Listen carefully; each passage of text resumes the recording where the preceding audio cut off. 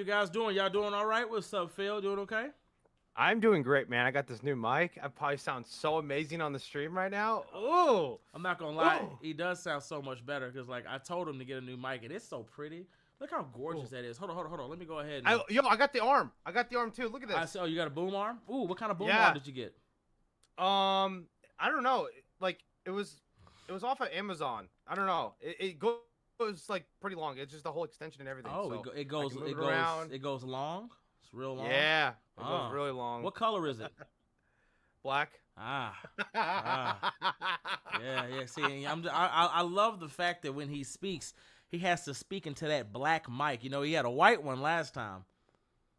Yeah. The white one's over there now. Yeah, I bet. Yeah. He says it's okay. It's nothing wrong. Ain't nothing wrong with coming over to the other side. God. Ain't nothing wrong with it, Phil.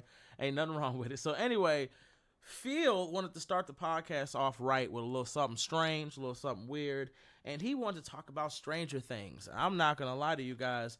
I want to talk about it too because I'm a little bit weirded out my damn self. So this is my thing. I love the It series, and I thought the It series was awesome. Right? Welcome to Derry, right? Yeah, Welcome to Derry. Welcome to Derry is great. Like I think that's the best. Like I'm not gonna lie. I grew up watching, like their movies, and their movies were always cool for their time period. But the way cinema is now, with everything they did with It 1, It 2, the movies, and how they did the show, oh my God, it's It might be better than Stranger Things. It might be better than Stranger Things. No, it's not that it might be. It is definitely better than Stranger Things. Like it's definitely. There's less plot holes. The villain is menacing. He actually takes out the heroes, the kids. Yeah. There's no plot on. No, he doesn't take them. He doesn't take them out. He eats them. Yeah. He eats them. I mean, yeah. He eats them, and everybody gets it. I don't care what race you are. Everybody floats. Everybody floats. You'll float too. No, hey, float too. When I saw his little black ass up there dangling, I was like, damn. And he was sitting there. It was almost like Christmas. He's sitting there with that chariot, and nothing's pulling it. He's just playing his music, and they just float in the back. And I think it's crazy because it's like he basically has a refrigerator. Like when he gets hungry, he can just go back there. Which one do I feel like eating? Well, today? so it is not okay. So it is evil, but he's a natural evil, right? Yeah. Well, this is my thing. He's kind of like Galactus. I don't even think he's evil. I don't think Pennywise is evil. And I say that to say this. I know somebody's gonna go, "What? How can you say that?" And it's because when you're watching it, right? When you're watching it, remember what he said to the little girl. He got sad. He got depressed. He said, "Every day is tomorrow, yesterday for little Pennywise. But I won't let them box me in." And I'm just like, box you in? And I'm thinking to myself, like, you got feelings? That's what I'm saying. Feelings? Like he got sad about it. And when I had to pause and replay it again, and I went back to reading the books, and I'm thinking, I don't think we can't call an anaconda evil. It eats people. It eats whatever it can get its hands on. It doesn't have a choice. Right? It's like Galactus. Exactly. It doesn't. I can't call him evil. I can't look at him and say now the way in which he does it. Oh, I would say that's evil. Shit. Sure. But at the same time, he doesn't have a choice because it's in his nature. He can't change his nature. Right? Yeah.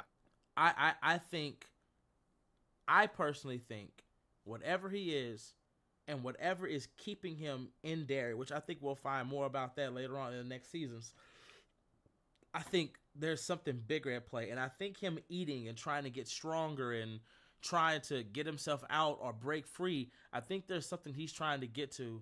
And I feel that way because when I read the Dark Tower, graphic novel, it showed me a lot about how that world works. Well, at least some aspects of it does.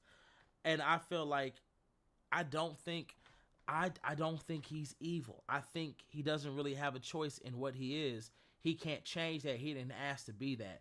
I think maybe there might be a way for him to change at some point, but as of right now, it's not. Like he just doesn't have. Like, can he not go for kids and just go for evil fucks like murderers? He can, and stuff he like can, but for some reason it tastes better. It's something about it's something about him to where it's like he can eat adults. We've seen him eat adults. He can. I have a hunch. Maybe it's the sinful acts. Kids are innocent. Yeah, that too. Like it might be that, but it's also, remember, he only has so much time he can stay awake and eat and feed before he goes back for his long slumber.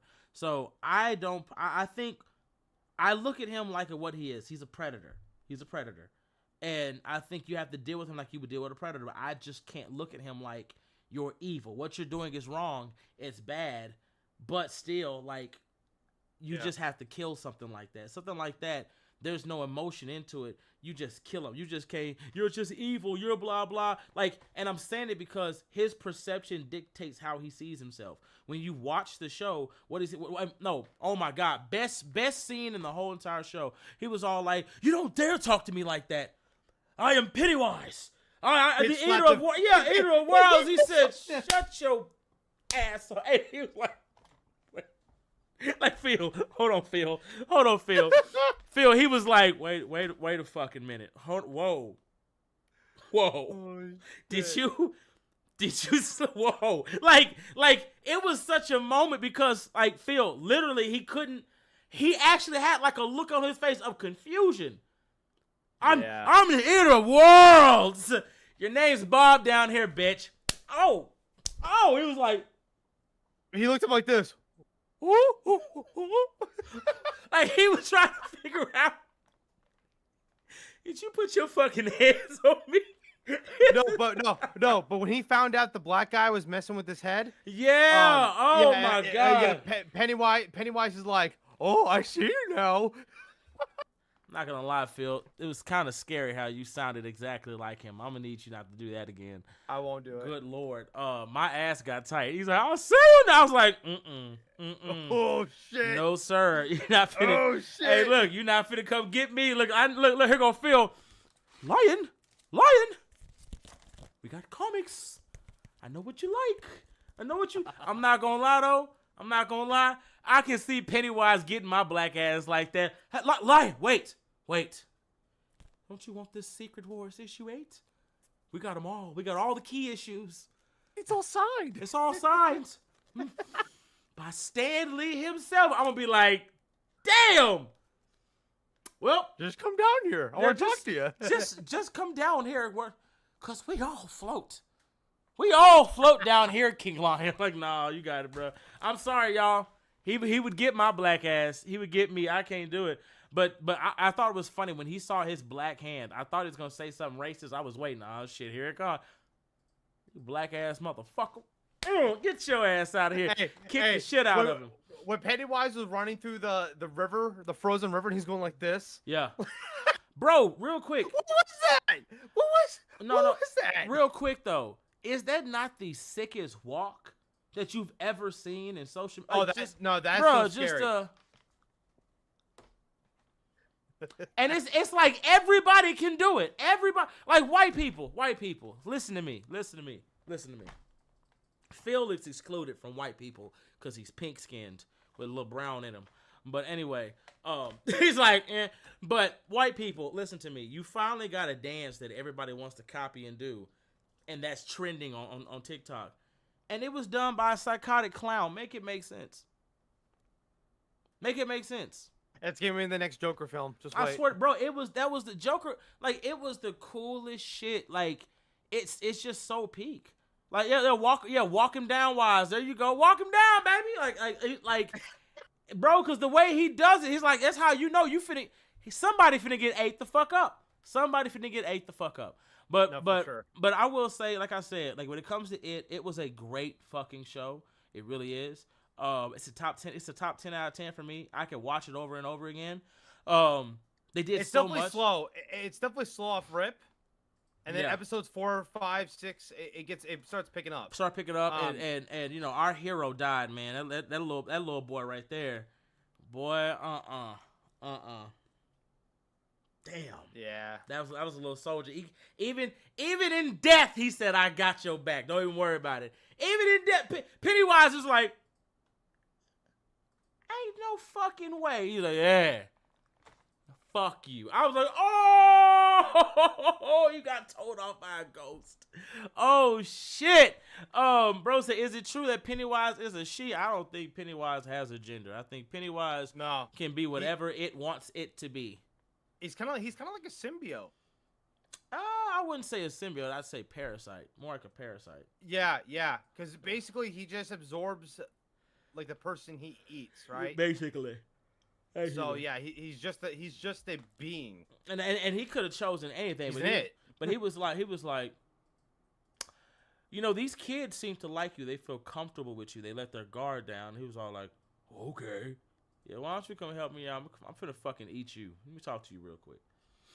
But I will say, I think the most fucked up part about that entire show was how the Indians was just kind of letting the shit happen.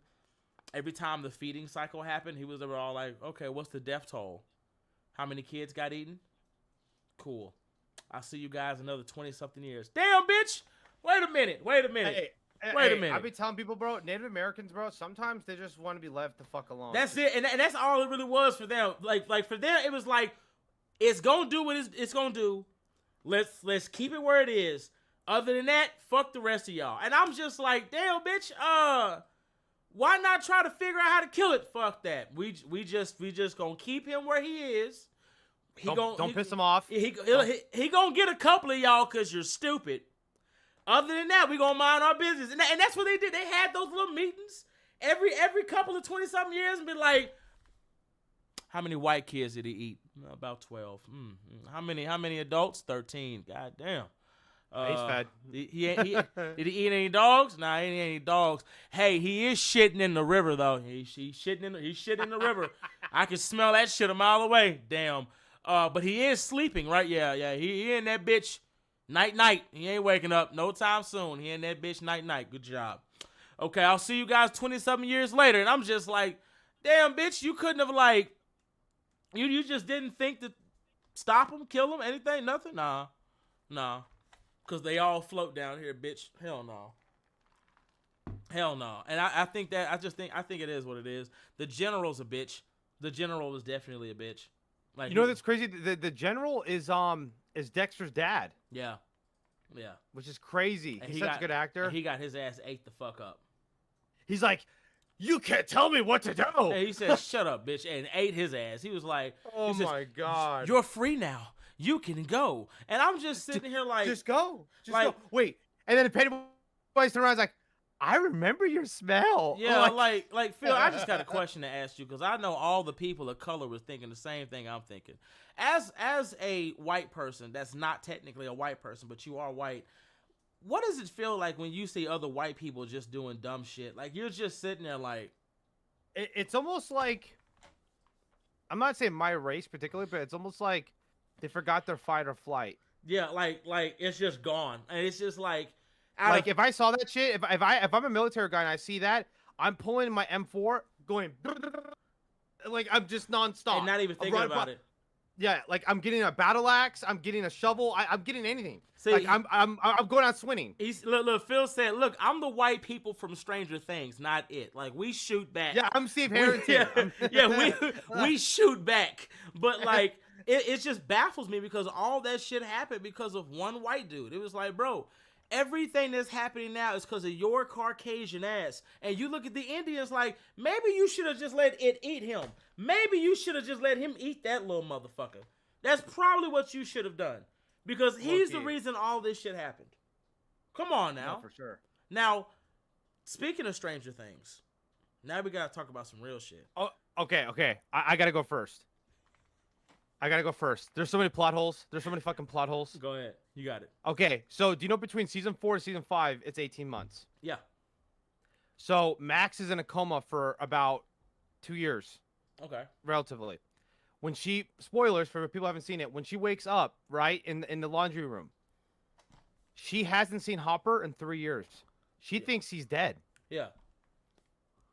Hopper walks in, what's up, kid? And Max just winks. I'm sorry, if my best friend, her dad, comes back from the dead, I'm freaking the fuck out. I'm like, what? Yeah. Like, she hasn't seen him. No one has told Max that he lived. Yeah. And Eleven and her never had like a conversation. Besides that point, why is a demo dog destroying trained military men with rifles and pistols, and Lucas, who is not a football player, he's a basketball player, he's toned.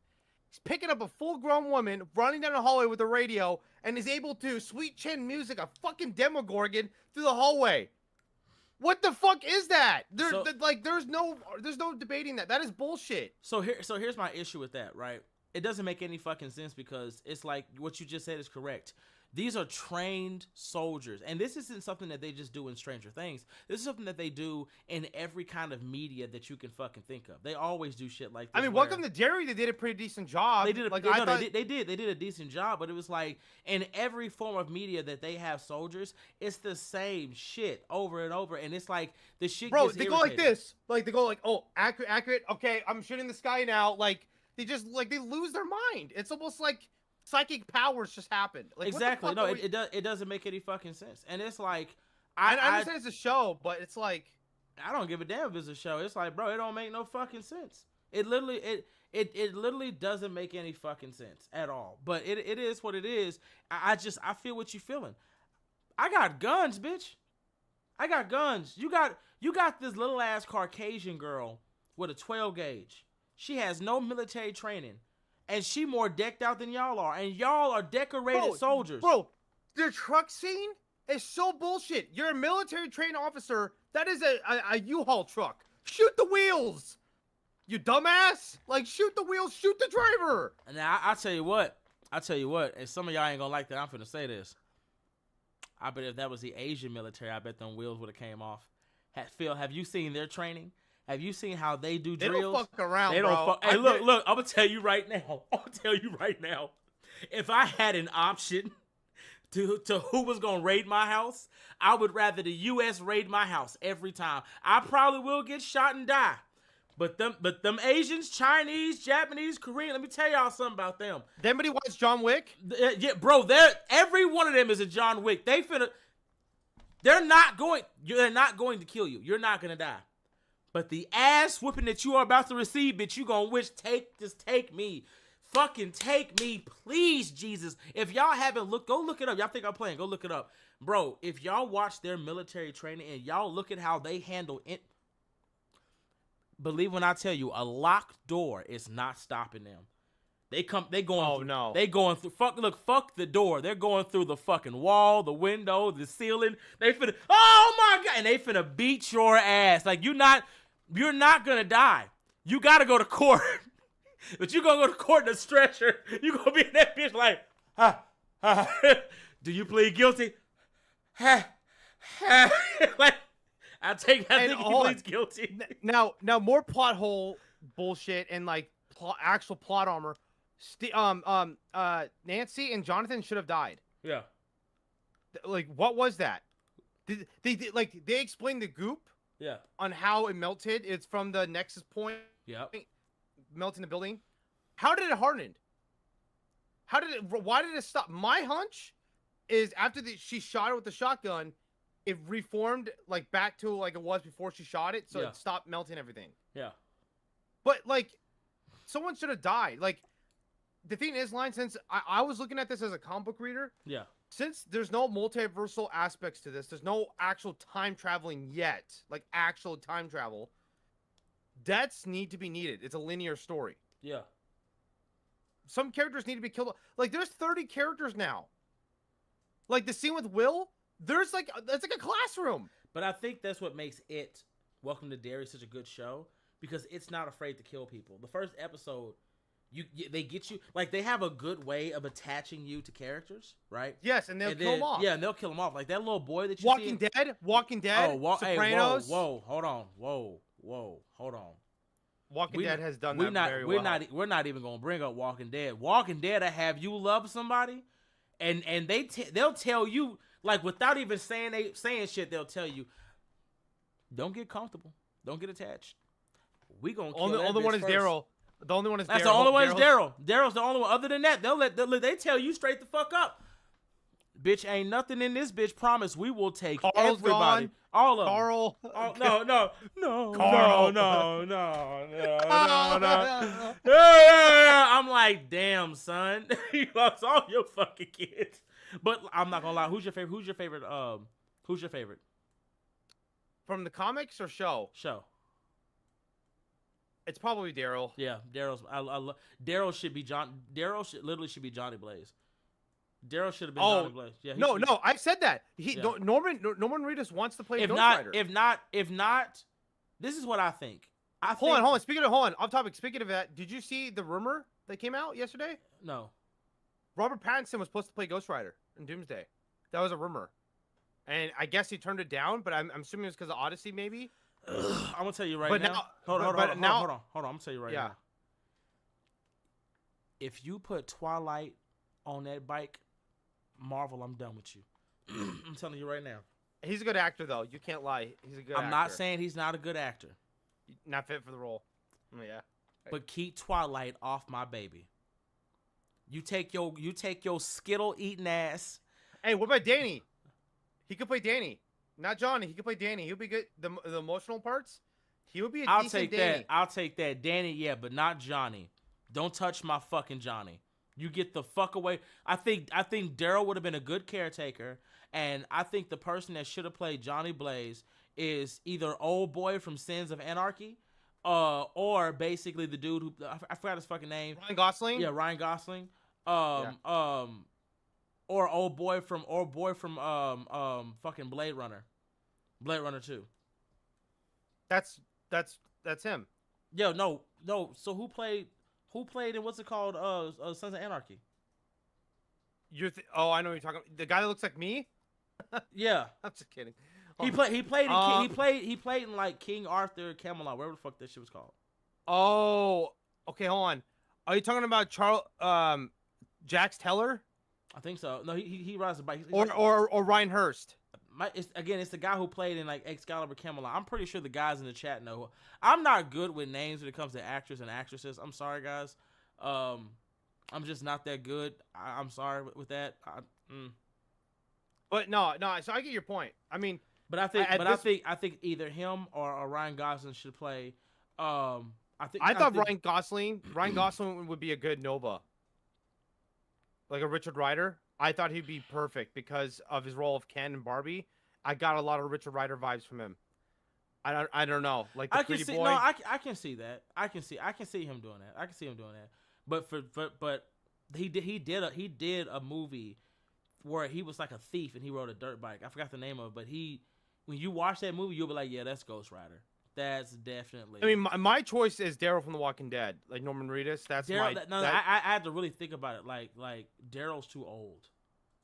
He's too old. So you need somebody that can still look the part. Let me see. Bro said you're talking about Charlie. Yeah, Charlie. Charlie Hunnam. Yeah, Charlie Hunnam. Yeah, him. Yeah, we're talking about him.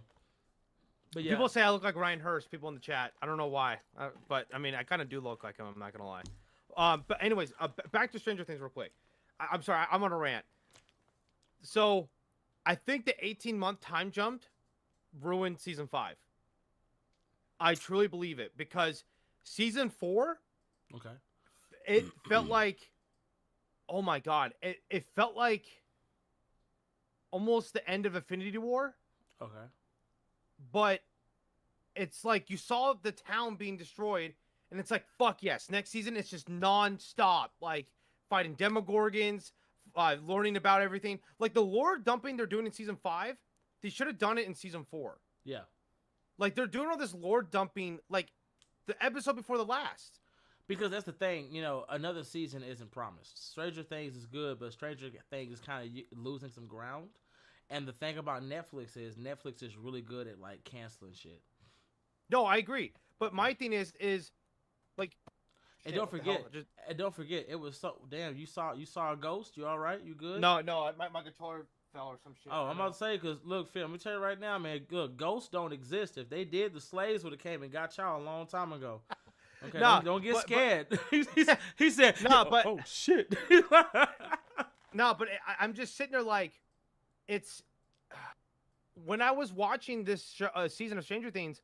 it didn't feel like it like the Avengers Endgame scene where like the all together and Yeah. you're Cap saying Avengers Assemble. It didn't feel that way. Season 4 felt like that when they're all fighting Vecna, and I think it's a pacing issue. Like the scene with Will, which we're gonna get into chat real quick. I don't mind the scene. I just think it wasn't done organically, and I don't know if that was intended. Supposedly, I heard it was.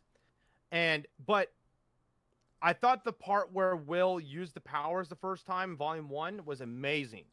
So imagine if they would have done that scene, but with just the boys, his mom, and Jonathan, and maybe Hopper in a room. And then it continues on when Will was able to release himself in terms of he doesn't feel like he's held back by his personality or what he is. That's when he unlocks the powers. That would be like a good character progression in one episode to the next. And then season 7 or episode 7 should have been about the planning and going to the Upside Down, fighting Demogorgons. And then the cliffhanger is like Vecna just like being a big ass bat or some shit and ready to fight them. That's what they should have done. But now it's like you had that scene with Will, and it's just like it kind of checks you out because it's just like, dude, Holly is getting destroyed up there in Dimension X with a tube in her mouth. Like, no offense, Will. Hold on. Your feelings. I'm not gonna lie. I think that's the kind of the craziest fucking part about that, because me and Phil was talking about it before we even started the podcast, and I think it's funny how when it comes to it, right? Welcome to Derry. They eat the kids, right? Yes. They're not funneling them. And I think when it comes to Stranger Things, that's not what's happening, but I think it's kind of weird that you would tie a little girl up and stick a big, nasty looking thing down her throat and then snap her neck. I just think that's kind of like, I mean, you did it to everybody else too, but I'm like, bro, that's just kind of weird. Like, there's other things you could have done, but in the writing room, who just sat there and said, so,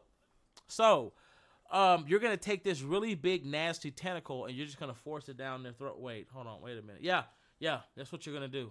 And you're just sitting there. Why can't we just make it seem like we're in their mind? Oh, we will be in their mind. No, wait a minute. Nobody said stop. Let's do something else. Nothing.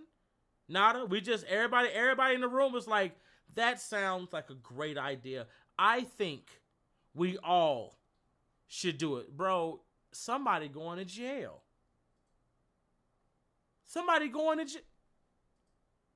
What's happening? And guess what? We're all in the room, and I understand Will has to bring that out because Vecna can use that against him. Yeah. But it's like if I'm Mike or any of the friends, I'm like, Will, I understand what you are. You're totally cool. I accept you. But can we talk about this later? Because kids are getting destroyed right now. Literally. Like, kids, like, they're kids. Like, they're innocent. Like, we gotta go. Like, you know what I mean? And that's why the pacing fell off. It's like that scene should have been done better with just, like I said, Hopper, the boys, like, all the 4 original kids, Jonathan, and the mom. And it should have been just... It's like they were watching Alien, and they just thought to themselves, hey, you know how we have a face hugger? Let's do that to them. No. Yeah. No. Yeah. Like, what the fuck is that? No. Like, what the fuck is that? And then, what else? Like, hold on. Imagine telling the kid, so when we film this, we need you to sit there and roll your eyes in the back of your head and... Like you're the Undertaker. Yeah, do that. And you're just sitting there. Do I have to? Yeah. Cinema. You want a job, right? I'm good, man. No, hell no. Bro, so nobody thought about that. I'm like, it's weird. Bro, especially if you're Nancy, and it was Nancy, Steve, Dustin, and Jonathan. They saw Holly flying through the sky in the Upside Down. She went like Freddy Krueger shit. And at that point, if I'm Nancy, I'd be like, Will, can you get onto this? Because my baby sister just got abducted by a fucking Freddy Krueger looking bitch. Like, it's just, there's no sense of urgency. Like, and that is a writing problem. That is straight up a plot issue. You want to talk about plot issues or that is a writing issue. It's almost like the Duffer Brothers were trying to get a good scene out, but didn't realize, like, you're fucking everything up by doing that. Like, you could have done the scene in a better way. It just wasn't executed well. And it didn't come off organically. I don't know. Yep. And I think it's okay to criticize it. Because some people are like, oh, why are you criticizing it? Because I love the show. And I'm a casual fan. I could imagine, if you're a hardcore Stranger Things fan, you're probably losing your shit right now. you're probably punching a wall. I'm not gonna lie. So I feel bad for them. Real quick, Fuck, there's my rant. Before we continue, Landon says that his girlfriend told him that I remind her of the weekend. Landon, let her know that I'm fat and get her off the internet. Anyway, Phil. I just saw that. It just popped. He's like, hey, Lion, I just wanted to let you know my girlfriend wanted me to tell you you remind her of the weekend. I'm just like, Landon, let her know that I'm fat and get her off the internet. Get her off the internet right now. Get her off. Anyway, but shit, I'm not gonna lie though. Like, everything you're saying is 100% valid when it comes to Stranger Things. It really is. But for me, I think they have to do a lot of the things that they do because, wait, I'm sorry, not Landon, Lando. Sorry about that. But anyway, but I think a lot of the things they're doing for the show, they had to because they made people wait for so long. So a lot of the things that they're doing, they really don't have a choice. That's why I think there's so many plot holes. Like, they had to really think about a lot of this shit quickly. And I think that's what's really messing them up. I think that's why so many people are like, they're kind of telling them that. Like, bro, you kind of messed up your own show. Like, you kind of did that. That's kind of what you did. Well, my thing is even during the pandemic, because the writer's strike is one thing. But during the pandemic, if I'm the Duffer Brothers, I would have had the plan already done. Like, I would have wrote out the complete story. Well, it's not that. It's like after the pandemic, a lot of places, a lot of shows, a lot of networks, they didn't know they were going to survive because the problem was, remember, when the pandemic happened, everybody had to stay in their house. We understood what that meant, right? Okay, yeah, cool. Yeah. Everybody's out now. So people got so used to being at home. That's why theaters really haven't recovered the way they need to recover. People don't go out and do what they're just not out as often as they used to be anymore. They stayed in home. They stayed indoors for so long. They like it. They're like, nah, I like this. Give me 4 walls in my own room and we're good to go. Yeah, and that's just how it is. That's just how it is. I don't know. It's just small little things. Like if they would have took out some characters. Oh, I'm sorry. And a lot of theaters do suck. Like, that's why I told you I'm very particular about the theaters that I go to. I only go to Cinemark for the most part, right? IMAX is cool if you pay the money and you get a really good IMAX theater with big seats.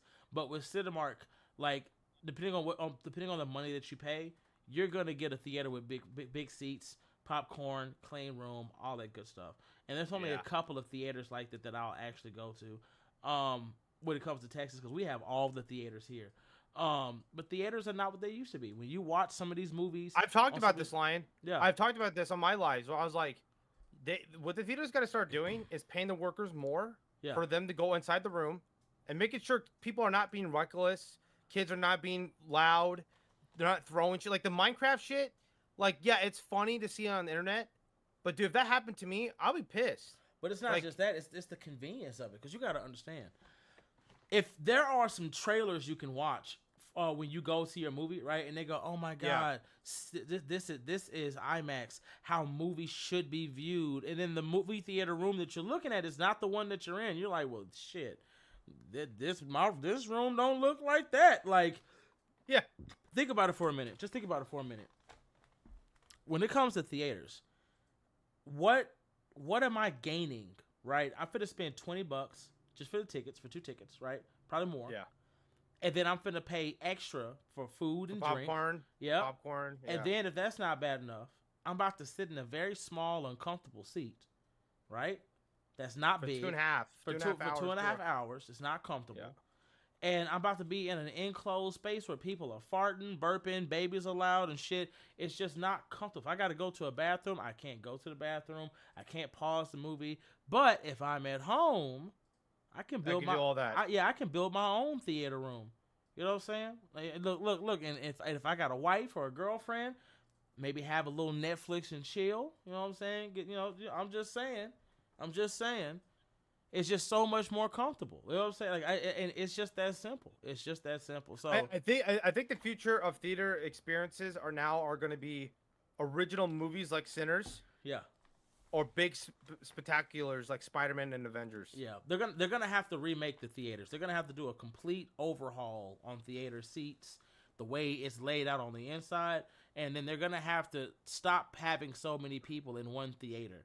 Every theater should have a limited number of seats. It's just that simple. you try to pack too many people in and can't nobody enjoy themselves. So it gets to a point where it's like, what's the point of me coming here watching this shit or even being here if it's like Yeah, this? yeah. I mean, for me, Lion, I'm not saying I don't like people, but if I sit next to a random person, I just don't trust people, bro. And like the way that people are hygienic, they don't wash their ass, bro. Bro, ain't nothing worse than that. You sit next to somebody. Look. Listen to me, because this is why I don't like. This is why I only. Because I'm having a bad flashback. I'm having a bad flashback, and I'm trying not to get angry. I'm trying my best not to get angry. He's having a nightmare stream. I am. No, it was a nightmare. Phil, it was a night. Phil, it was a fucking nightmare. I'm not playing. It was a nightmare. Yo, hold on, real quick. Someone said drive-ins the drive-ins are lit. Yeah, drive-ins are great. So I love the drive-ins. The reason why when I go to a theater, I always get my seat right by the stairs, literally, or I make sure it's all the way at the top. Like there's a walk area. I handpicked those seats for a reason. I used to sit in the middle. Never again. This motherfucker must have had diarrhea or something. And Phil, it didn't even make no noise. I just know the smell was so horrid it burned. And everybody got up. And he just sat there eating his popcorn and he said, "I'm so sorry." Oh, hey, he's got the popcorn liquid ass, bro. I swear to God. And he said, "I'm so sorry." And they refunded us our money and everything like that. But I that's one of the reasons why I don't like when it's time to go theaters. Anybody who's ever seen me, ask him. He sits his ass right by them steps so he can run away. He goes all the way up the top where ain't nobody at. It's just that simple. I can't, bro. I can't. After that, and I ain't never wanted to like cuss somebody out so bad in my life. Like, let me explain something to y'all. You know when they say the silent is deadly? Imagine somebody farted, but it smelled like they shitted on themselves.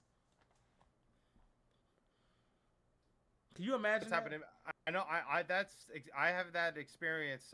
Like at Disney World and shit. Like dude, just imagine the smell is so hard it burns and you can't breathe. So now you choking and crying.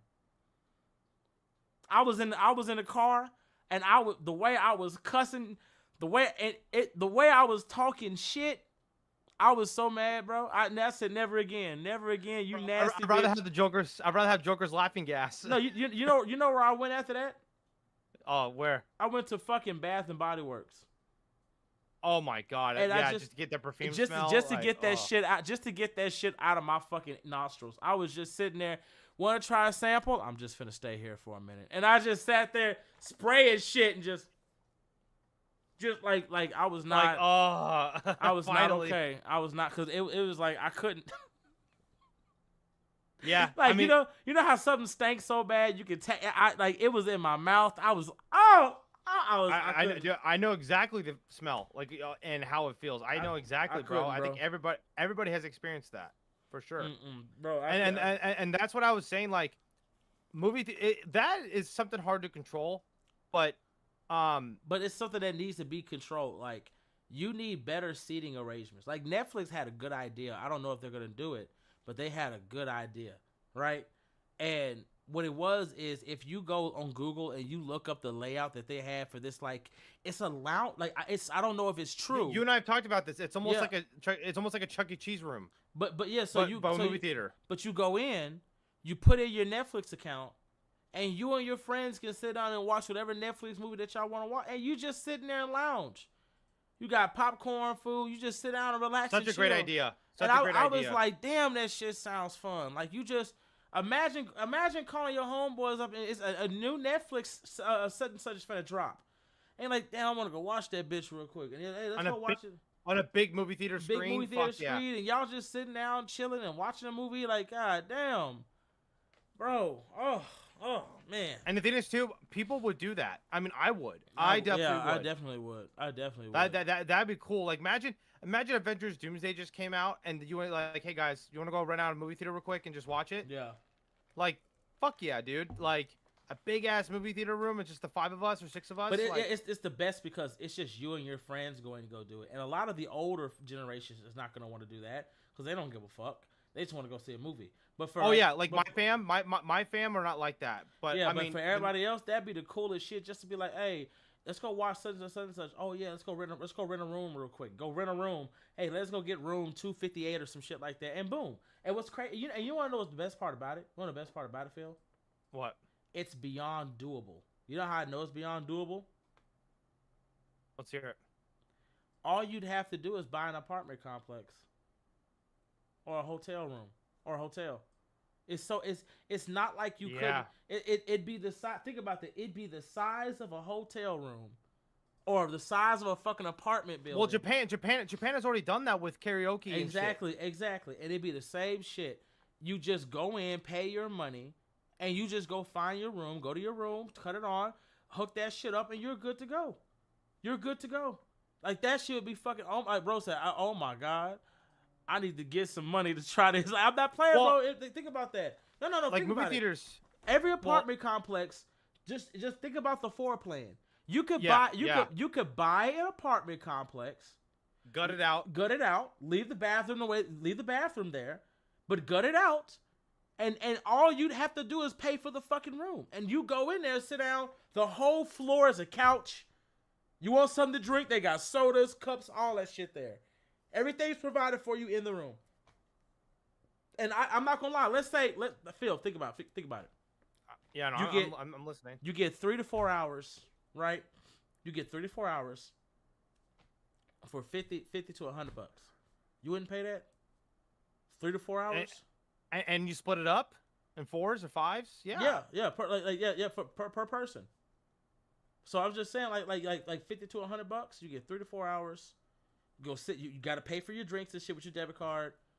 Think about that. The floor is a couch. It's all dug in. Sit down. The whole fucking wall is a goddamn TV screen.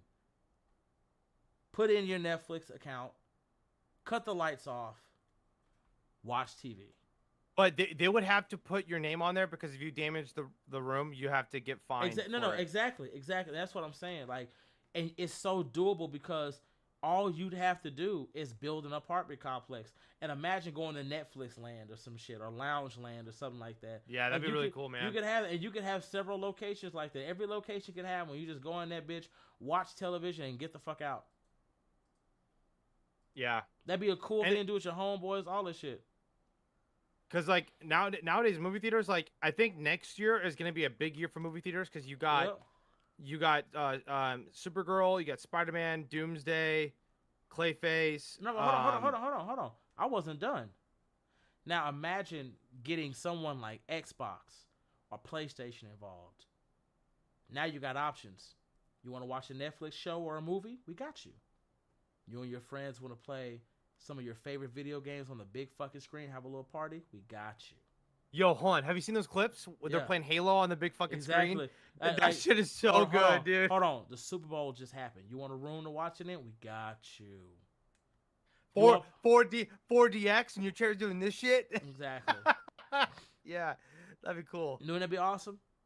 And then what's so cool? No. And then for extra, if you pay extra, you have somebody work the bar. Sir, can I get some soda? Yeah, we got you, man. No problem. Which one? Ice? Little ice? I got you. Twizzlers? I'll bring you Twizzlers, sir. Like imagine that somebody right there behind the bar, quiet, getting your drinks ready, making your food, giving it to you. You sitting down in luxury. I would love that shit. Yeah, I mean that's cool. That's a cool idea. I mean, my thing is that will Netflix do that? Netflix has a Netflix house. We still got to go do that, by the way. Yeah, definitely. Yeah, they got a Netflix house now. I got a little prize from that. That shit was awesome. Hell yeah, sure. That shit was awesome. Real quick, speaking of Doomsday though, have you seen how many views and likes it's gotten on social media? No, just the Captain America. No. On Twitter, 51 million views, 530,000 likes. How much did Supergirl get? Oh, I don't know. I probably didn't have 100K. I have no idea. Check right now. Check Supergirl's trailer. I got you. No, I'm not talking shit, guys.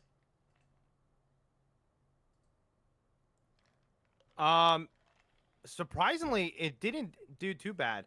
2.4 million views, 46,000 likes, and that's on the Supergirl page. Awesome. How much did Superman do again?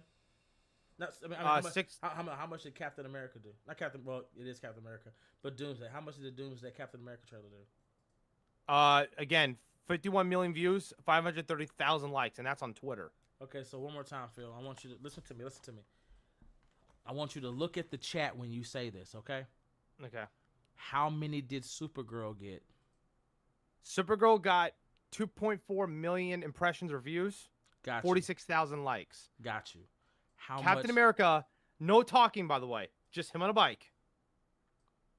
51.4 million views or impressions, 530,000 likes, which is the combined of Endgame and Infinity War put together. And there was no talking, just him on a fucking bike. Real quick, this message goes out for Soups. You can shut the fuck up now. You can shut the fuck up now. At this point, at this point, you really could just shut the fuck up. Like, I don't know if y'all saw this, but Soups did a fucking video. He was all like, hey, you know, Russo's, you know, Kevin Feige, I hope nothing else leaks. You know what I'm saying? I hope nothing. Motherfucker, you better hope nothing fucking leaks. Because we all know that you're Team DC. We know you are. But, baby, y'all not doing that good, mama. Next year for 2026, the amount of movies that y'all have coming out in theaters, sit it down. I can't name 5 fucking movies y'all got hitting theaters. But I can name damn near almost 10 hitting theaters for Disney and fucking Marvel. I don't want to fucking hear it. So, at this fucking point, you can shut the fuck up. Because I think we're just... The MCU is in shambles, or we are so back, God. No, we never fucking left. You haven't even got the fuck on. You don't have a movie in the top goddamn 10. You don't have a movie that's hitting $2 fucking billion at all. Superman did worse than fucking Man of Steel. And now you done released the Supergirl trailer. And what the fuck did that do for y'all? Not a goddamn thing. Literally not a goddamn thing. So I don't want to fucking hear it. Game-wise, y'all ain't got it. Comic-wise, the only thing you really got is the absolute universe. Everything else really ain't hitting like that. So, I mean, let's just keep it 100. And let's be honest. In terms of video games, like, in terms of the entire history, I'm choosing Marvel. Outside the Arkham games, what do you got? You don't have shit. You don't have shit. You don't have shit. I'm choosing Marvel Alliance. That game is peak, so they just released. Hold on. Yeah. They just released a new Marvel game, and what game is that, Phil? Cosmic Invasion. And all you doing is going back and forth and button mashing, and motherfuckers can't stop playing that shit. Noel's in the game. I fucking love it. So at the end of the day, you can't say shit. Like you can't say a fucking thing. Because just like Marvel and comics, they have never had to reset. And guess what? You've had to reset multiple fucking times. You know why? Because you failed multiple fucking times. And that's all the fuck it is to it. Do I think DC's cool? Absolutely. Do I think DC's great? Most fucking definitely. But am I going to sit here and just dick munch for no goddamn reason to a company that, one, is misogynistic as shit, racist as fuck from time to time, and doesn't have damn near any fucking representation whatsoever? Fuck no. Absolutely not. And didn't even swords? Exactly. Because when it comes to Marvel and Disney, they do more for influencers than Warner Brothers does. It's just that simple. You can argue with your mama, but they do more for influencers and regular fucking people than Warner Brothers and DC does. That is a goddamn fact. So this whole fucking crusade that you've had, we're finally back, guys. We never fucking left. You never got the fuck on. You literally never got the fuck on. Let's keep it a goddamn 100. Y'all sit there beating your fucking chest, ain't doing shit else. I tell you what's funny though. DC and Warner Brothers is about to reevaluate how much money they've been spending on influencers, because it's not helping them. All this money and all this, oh yeah, we got some influencers talk about the blah blah blah. We let you. It's not helping you. It's not helping you. It ain't helped you not one fucking bit yet. You did all that fucking promotion for Superman. Again, Man of Steel still whooped your ass. Make it make sense, Phil. And I think it's because people realize that like it's not performative. No, it's not. It's not about you. DC, heed my fucking warning when I say this. You cannot have influencers who do not give a fuck about your company, who do not give a fuck about your comics, who do not know the comics to promote your shit. Yeah. You can't have non-comic book fans promoting comic book shit. It's not a good mix. It's not a good mix. As much as I fucking hate Batman, I get you more views for free. Because at least whatever the fuck I say about your shitty ass character, they know it's factual because it's coming from me. They know it's not cap. They know if King Lion says it, it's accurate. If King Lion says it, he can pull that motherfucking book up because he got that bitch. If I say I got it, best believe I fucking got it. If I say I can pull that bitch, if I say I want to grab, I can pick up everything, and I promise I have it.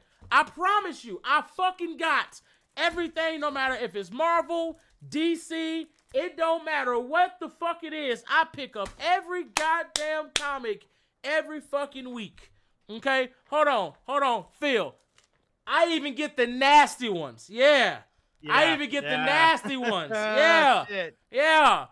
I don't miss a goddamn issue. Listen, DC, if you're watching, you should promote Lion for the absolute Batman animation film. Shit, motherfucker, hold on, DC, baby, you sent me some wanted posters. Come the fuck on. Your newest villain is called the Lion. Detective Comics. I'm gonna say it again. Your newest villain is called the Lion. In Detective Comics, fuck with me. At the end of the day, like I'm saying, you cannot have non-fake comic book fans promoting your shit. It doesn't work. It never fucking works. It is just that simple. Okay? It's just that simple. Y'all think I'm bullshitting. His name is the Lion. I swear to God. I tell you what, though, real quick. When the Doctor Doom teaser drops, or like a snippet with RDJ and he's talking or just walking, it's gonna break the fucking internet. It's going to break the fucking internet.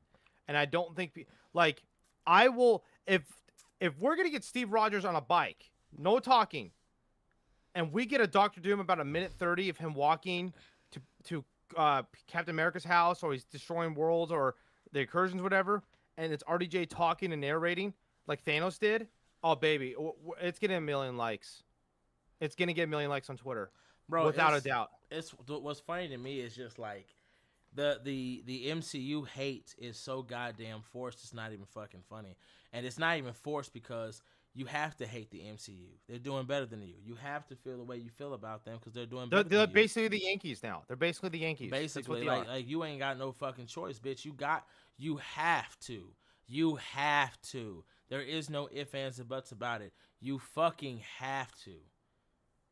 Because we're better than you. And we can say that. And there's nothing you can say about it. If somebody asked us, hey, do y'all have diversity? Fuck yeah. If someone says, hey, do you have women representation? Fuck yeah. Dude, Storm? If they ask us, hey, do you even have a movie featuring a black man? Bitch, they were from Africa. Next. Again, no company in the comic book space does more for kids, influencers, and individuals like Marvel and Disney does. There's no ifs, ands, and buts about it. Hold on. Do people not realize in Marvel Rivals they were playing the fucking trailer in the game? Yep. At Times Square? Yep. What the so it's so cool seeing all this shit just connect. It's so cool. If you're a kid, you're a grandpa, if you're a dad, mother, it doesn't matter. I'm sorry. Hold on, Phil. I'm sorry.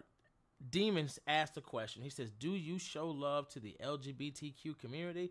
Yes, the fuck Marvel does. God damn it. All day, every Hercules, day. Iceman. You goddamn name it.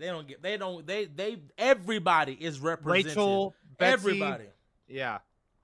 One thing about Marvel, they ain't trying to hear that shit. Everybody in this bitch, like Marvel stands 10 toes down when they say everybody is invited. Nobody. And the writing's better. And the writing's better on the Marvel side, in my opinion. It's just that simple, baby. You're gonna have to go ahead and let it go. At the end of the day, DC, get your shit together. Your problem, your kryptonite, is that you keep promoting people who are not actual fans. They care about being able to say they walked your red carpet. They care about being able to say they got to work with you. They do not give a fuck about your comic books. They don't give a fuck about your world. They don't even give a fuck about your universe or your company. And the minute you change that, the minute you start having people work with you that actually give a fuck about you, and they're not just here for notoriety or a check, I promise your ass will be doing so goddamn well, it's crazy. For instance, hey, DC, you got a podcast. I get more views than your podcast do. Shots fired? I'm just kidding. No, shots fired. I'm sorry to tell you, I get more views than your podcast does. Sorry. It is what it is. Sorry. That's a fact. At the end of the day, when you decide to stop fucking with non-fans and you start fucking with people who actually give a fuck, who know the written material, who actually know these characters, watch what happens. Watch what happens. Because I promise you, when you stop working with a motherfucker just because of the number of their platform, watch what happens. And that, again, that is why Marvel does so well. Because Marvel don't give a fuck about your platform level. Marvel don't give a fuck about your popularity. Marvel puts everybody at their table, no matter who the fuck you are. They do that for everybody. Yeah. They don't give a damn. They don't give a damn who you are. Bro, I reviewed Marvel Zombies on Instagram. They reposted my shit. And I only got like 3,000 followers on there. They reposted my shit. Literally. DC has never done that for me. Never. Ever. It's probably because I criticize them, but to be fair, like, man, I criticize Marvel. Marvel sent me comics before them bitches even dropped. Yeah, bro. I'm jelly for that, bro. You're so lucky. Marvel paid for my ultimate fucking. I'm gonna tell you it again. Marvel paid for my Marvel Unlimited. Marvel sends me so much shit. Marvel sent me blood bags. You fucking name it. When Eyes of Wakanda came out, you know what Marvel said? Hey, Lion, we're going to send you all the episodes that you can just watch on your phone. Enjoy. Promote if you want. I was like, hey, Marvel, you want to send me a Keenan Black statue? Noel? I would love that. Like, I was like, oh, okay. Hey, Marvel, I love this character a lot. Very much. Just letting you know. All I'm saying is I keep everything that Marvel has ever done for me, given me. Like, Marvel has done a lot for me, and all I'm saying is when it comes down to influencers, we get more love, respect, and appreciation from Marvel than we do from DC. Because Marvel actually cares about they actually care about people. They care about shops. They care about that shit. Even my shop got a Marvel exclusive for Fantastic Four. Swear to God, we open that cool. shit. Open that shit right in the fucking store. So that's what I'm saying. Like they do so much and they don't fucking have to. Well, do you know the thing is too? Marvel gets a lot of criticism because of the creators, like the whole thing with Rob Liefeld and shit. But then it's like you'll see Paul Jenkins on the red carpet premiere of Thunderbolts, and he was a producer for Thunderbolts for Century. Yeah. At the end of the day, like, look, Rob, everything that you've ever done will always be appreciated. But we get it, bro. If you see this, we get it. You and Marvel had a falling out. We understand that. Y'all got some bad blood. That's cool. But you can't deny that they did put you on the map. There's no ifs, ands, and buts about that. I get y'all had a falling out, but y'all had a falling out. You know what I'm saying? It is what it is. But like I'm sorry to tell you, man, you gonna have to like let that shit go at some point. Cause he be saying some wild shit sometimes when he be trying to compare. Bro, I be like, damn, Rob, okay, dude, he'll talk about sales and stuff. And it's like, dude, why is mainline DC changing all their shit then? Why is Superman? Why is Clark going away? That's what's crazy. Cause like you'll say that, but then it's just like, okay, Google is free. We can look these stats up for ourselves. I mean, Punisher's outselling every DC book besides Batman. Punisher. Frank fucking Castle. Frank Castle. I don't even think the Punisher that's out right now is canon. No, Red Band it is. It is? But yeah, the Red Band it is. But the thing is though, shit. Okay, I guess. No, for the Red Band, it's like it's meant for adults. Yeah, kids can't buy it. That's what I was afraid of. Like I was afraid maybe this shit ain't canon. You know what I'm saying? And I'm like, oh, well, never mind. Damn. They said, fuck it. But here's the thing though, Lion. Since it's Red Band's rated R, kids can't buy it. Only a selected group of people can buy it. Yeah. And it's still not selling all the DC shit. Yep. Holy fuck! Like that should not be happening at all. Yep. Well, regardless, guys, it's been an hour. Let's start answering some of these super chats. Let's get it going, guys. If you trying to put in some super chats, this is the time to do that shit now. Phil, you ready for the first one? Yep. Okay, let's get it. Who's an actor or actress who should be cast and can't use okay, I see what he's asking. He says, who is an actor or actress that shouldn't be cast and you can't use Jared Leto. So who do I think shouldn't be cast as an actor or actress? What for what? For what character? Be careful what you say. You never know if you'll meet these fucking people. He just asked the question. He just got it there. He's just saying that. So I guess.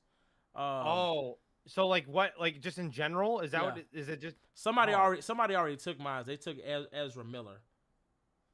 Oh, fuck, man. Yeah, I was gonna use that. Damn. There's someone I could probably use, but I probably can't say it. So yeah, well, he already took mine. Ezra Miller. He already took mine. There's one that I want to say that's a woman. That's the one I can't say it because I do respect. I respect her husband very much.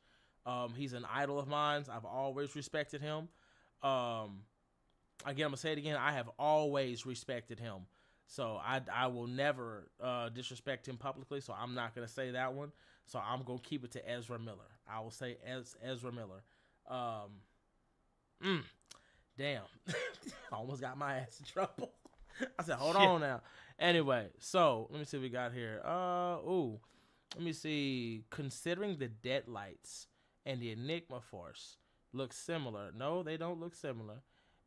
In their true forms. Who would win and how would the fight go narratively? First things first, the Enigma Force and the Deadlights do not look the same. The Enigma Force, I know what you're talking about, like the 3 balls and shit like that. That's just a physical form for the Enigma Force. The Enigma Force is a part of the power cosmic. That's all it is. The Enigma Force is just a conscious form of that. The power cosmic, on the other hand, is a whole different story. But who would win in a fight? If they had to actually fight each other, the Enigma Force is killing. It's killing the Deadlights. Them bitches without a doubt. I mean, yeah, no. The Enigma Force is stated to be the strongest weapon in the known universe. You can't destroy the Enigma Force like that. The Deadlights, on the other hand, Noel can't. I mean, if Noel can't, bro, fucking Pennywise is not doing shit. No, exactly. But the problem with the Deadlights is that if the Deadlights don't have a physical form around them, they have to go. That's why every time you kill Pennywise, what does Pennywise end up doing? He ends up leaving. He can't, like, they're vulnerable like that. The Deadlights are literally vulnerable. But yeah, narratively, if they have to actually fight each other and go at it, the Deadlights have no feats to prove. They will be able to defend themselves against something like the Enigma Force. The Enigma Force can rip, like it has no, nothing can just hold it like that like unless it's trapped inside of a body. Other than that, no, hell no. Oh, okay, Phil. Yo, Phil. When is your Q&A happening? What Q&A?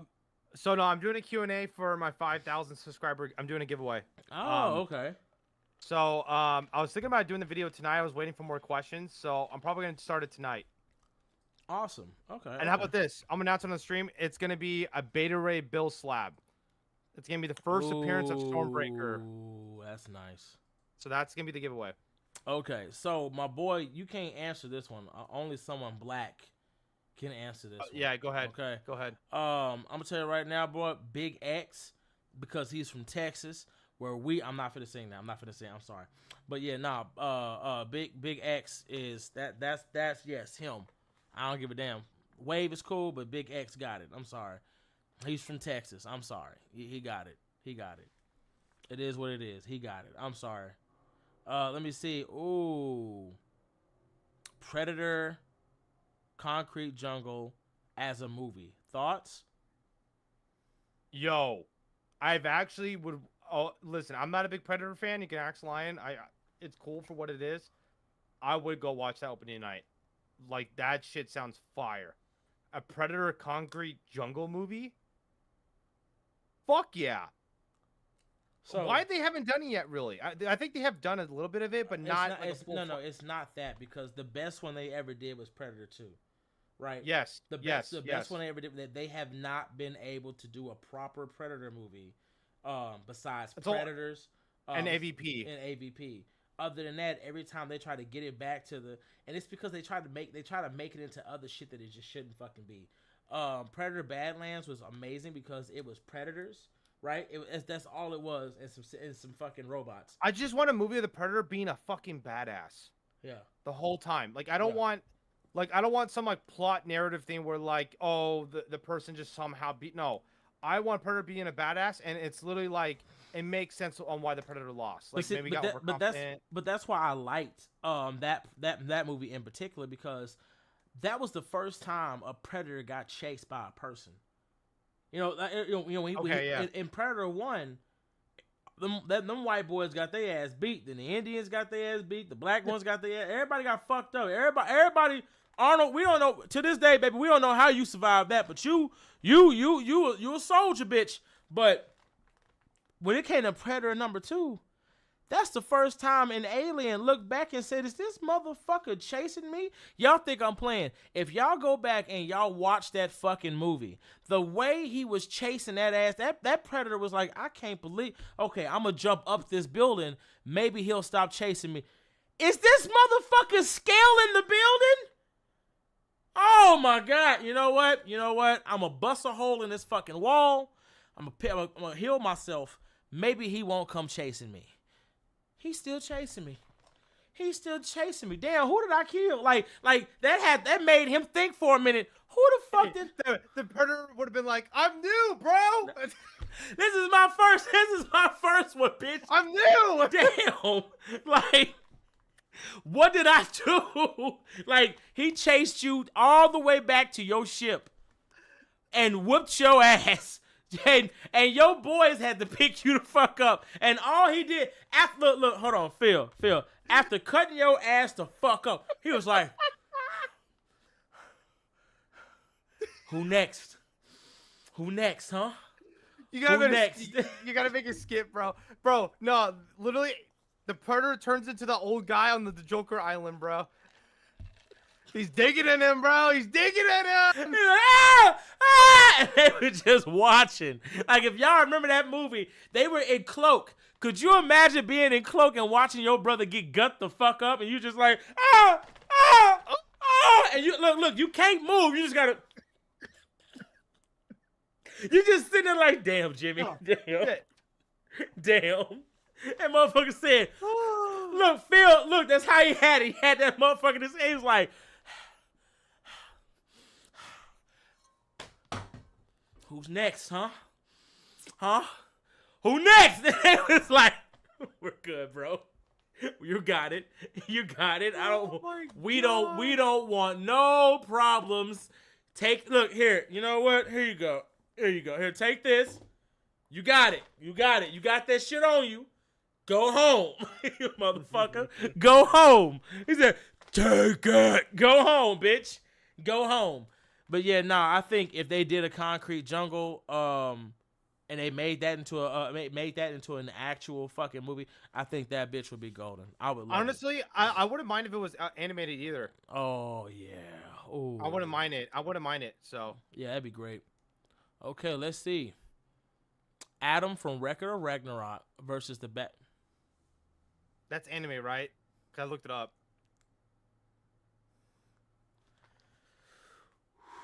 I gotta start watching anime, bro. Let me explain something to you. The way Adam would beat bitch Wayne's ass would be so legendary. He would stop calling him daddy, because that's who would be digging in you, your daddy. You would be getting your ass beat by your fucking father, because that's who Adam is. Adam is the man of mankind, and the way he would have dug in that family. And I could hear him right now. You let that laughing bitch live and fuck your family up. You know what I did for my wife? I went against the gods, bitch. He took your son. You didn't do shit. I'm finna make you pay. You finna pay back everything you owe him. Come here, Red Hood. Slap your daddy.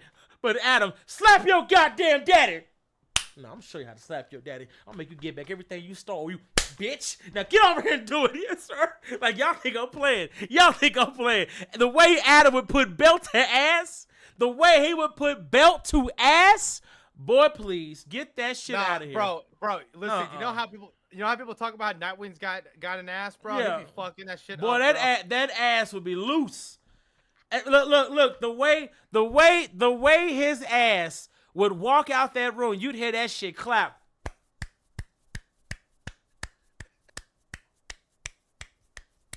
You'd be sitting there like, how bad you hit him? Hey, yo, hold on. Have you heard of that TikTok sound where it's like don't no, and it literally sounds like it's clapping? Yeah. No, that would be it, bro. That'd be the noise. Yeah. I'd have that motherfucker walking home like he's salsa dancing, just. He's like, now when he goes home, Barbara, I need that wheelchair for Yeah, tonight. nah, I can hear Barbara right now. I can hear Barbara. It's softer than my ass now.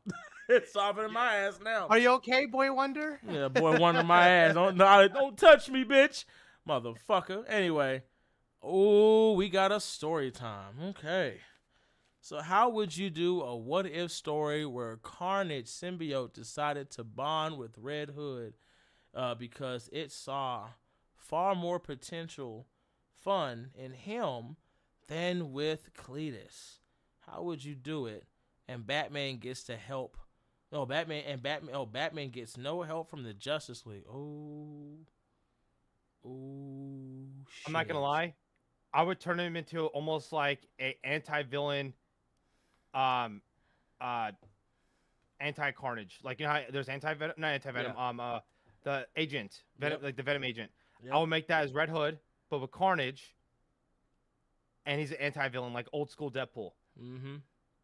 That's what I would do it. Take out Joker. I would be a little bit sadistic toward Bruce to make sure he'll actually maybe start doing his job correctly. And definitely like start putting new rogues or new villains in Gotham or whatever he's at, and he just takes them out. It'd just be like a good, 50-issue story arc of Red Hood just going around. Kind of like if anybody read old school Deadpool, that's basically what I would do, but with the Carnage symbiote and Red Hood. And like Flash Thompson in that way. Definitely. Like, that would be cool to see an anti-Carnage or just Carnage agent. Agent Carnage, I should say. So. No, keep going, Phil. Keep going. Oh, that's basically it. I'm good. That's what you would do? Yeah. I think that'd be really cool. Baby, can you get me a pot real quick? Yeah. Go get me a pot. No, Nomad, get ready. Get your popcorn ready. Go get your Netflix room. Y'all think I'm playing? Baby, go get. I need a pot. Give me some olive oil. Pause. Olive oil. Is that roast done cooking? Huh? The meat, is that meat and potato shit done cooking? Is it done cooking? It is. Give me this. Okay. Yeah. Yo, look what Damon said in the chat. Give me that. At least it's not baby oil. Yo, yeah. Gotta make sure y'all I gotta feed my kids, Yo, you gotta get the garlic in there. You gotta get the salt. Okay. I'm gonna let y'all know right now, baby. You can put this on the grill. Put some meat in there. I'm finna serve my family. They finna eat today. Okay, look here. Gather around. Daddy Lion is finna tell you guys a story. If I could do a story of Red Hood bonding with the Carnage symbiote, it'd be a fucking Night Terror, right?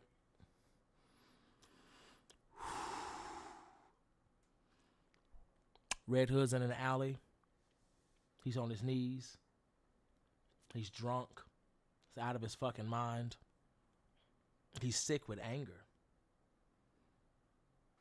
See, today is it's a special day. It's the anniversary of his death. And Batman had the opportunity to take out Joker, and he just didn't. He let him go.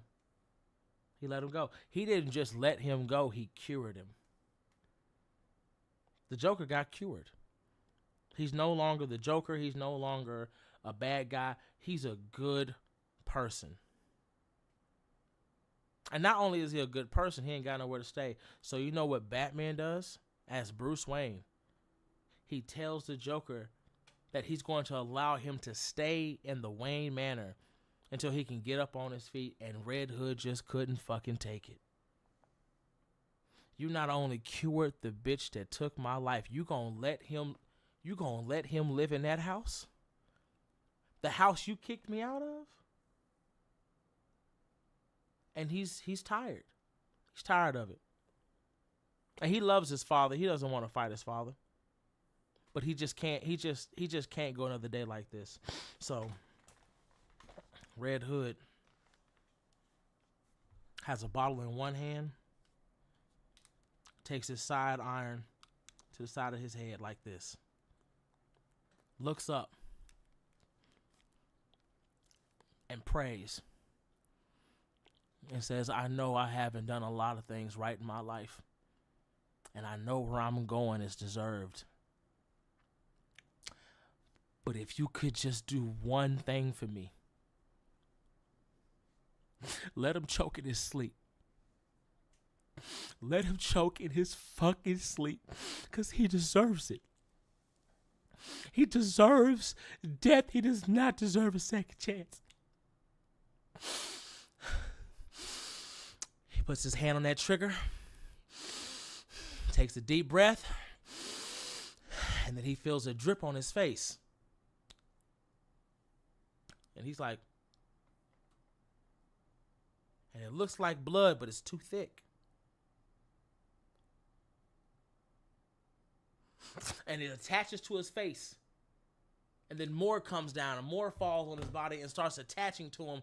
But it's different. It's not the same way it would attach to Spider-Man or Eddie or Cletus. This shit burns. This shit hurts. And it's because this Carnage symbiote isn't a regular symbiote. This is Carnage coming straight out of hell. He could feel his pain, his suffering, his want, his needs, and he crawled out of hot-ass hell just so he could get Jason. Before Jason knows it, the pain stopped. He's in a black room. There's no walls. It's just dark. And he can hear a voice.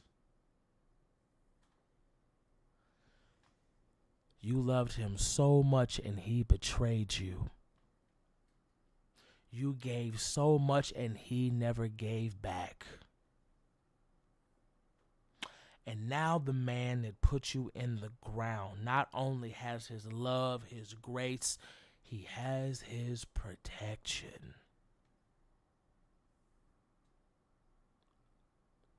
Falls to his knees. Puts his hands on his head like this.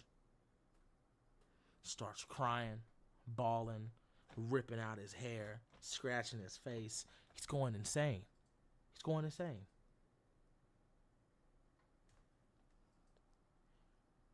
But out of nowhere, the one thing he has never gotten since he was resurrected happens. He feels the warm embrace of somebody who actually loves him. And that somebody is Carnage. Carnage has only had one host that is his equal, but he's never had somebody with that type of hate in them except for this moment. And he loves Jason. Loves him like the symbiote loved Peter Parker. And just like the symbiote wanted to give Peter everything he wanted, so is the symbiote. Carnage tells him, I'm never going to abandon you. I will never forsake you. And I'm going to give you everything you ask for. All you have to do is say the words. Say the words and I'll give you whatever you want.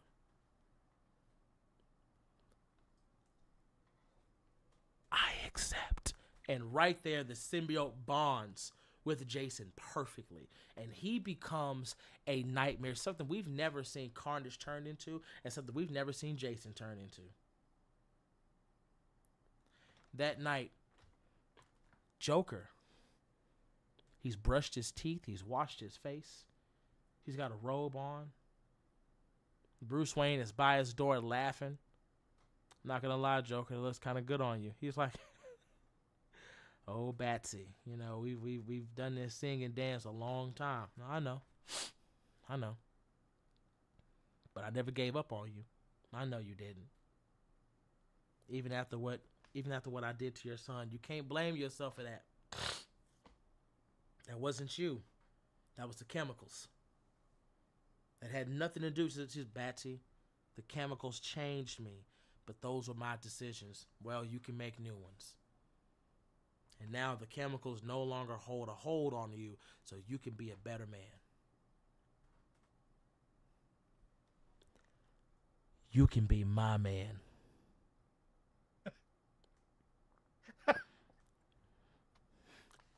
They then have a very touching and warm embrace.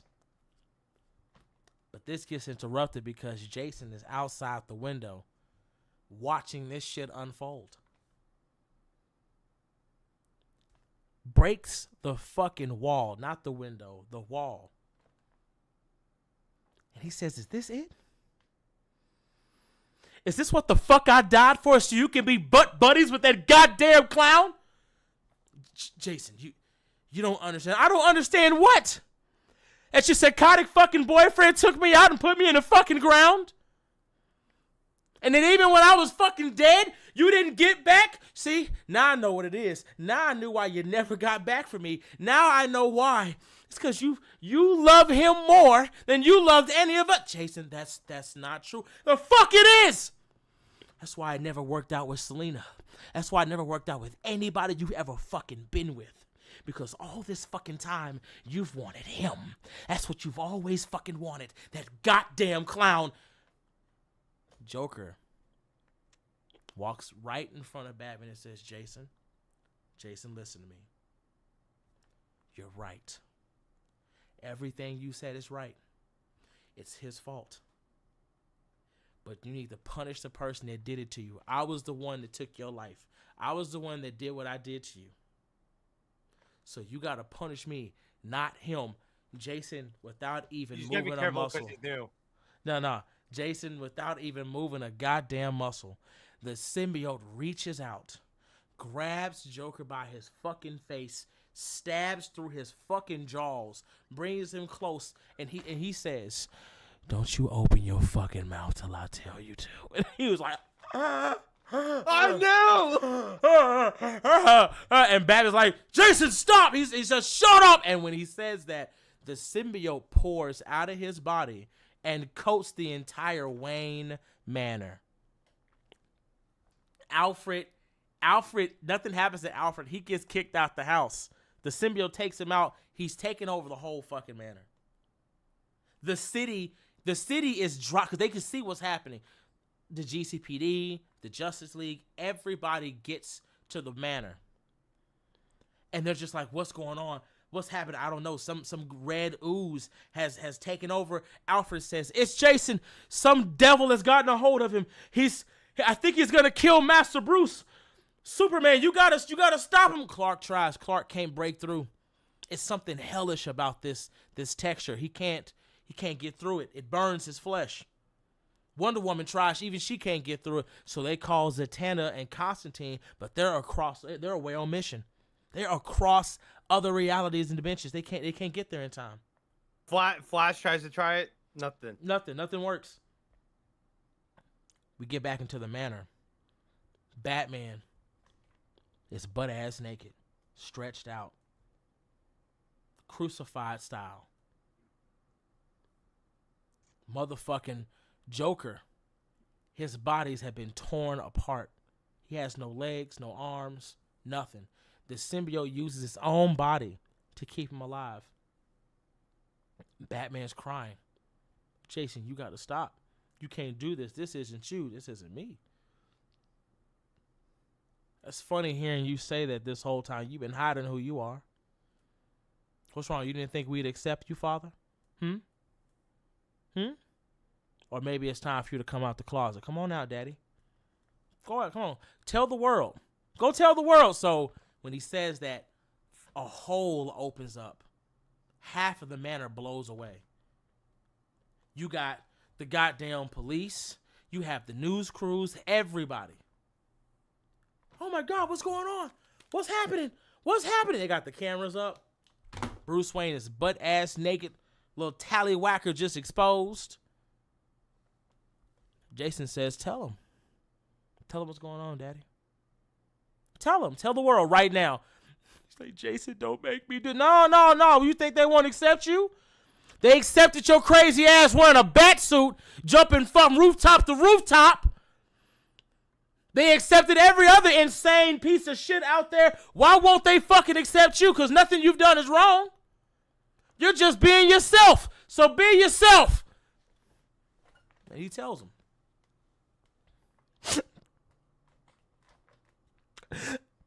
Every death in Gotham is my fault. I could have taken Joker out at any time. And he's not going fast enough, so Jason whips his ass from the back with a hot tentacle. You ain't talking fast enough. Get to the fucking point. I'm trying. Get to the fucking point.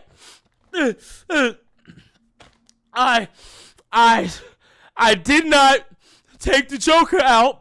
Because this whole time,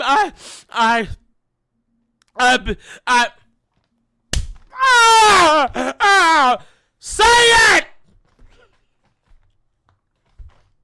I'm digging in you. I love Joker. I love him. He's the love of my life, and I sacrificed everyone to save him. Louder! Say it! I sacrificed your lives for his. Yeah, there you go. There you go. Say it again. Make sure everybody heard that, right? Everybody heard that. Say it again. You're a lying piece of shit.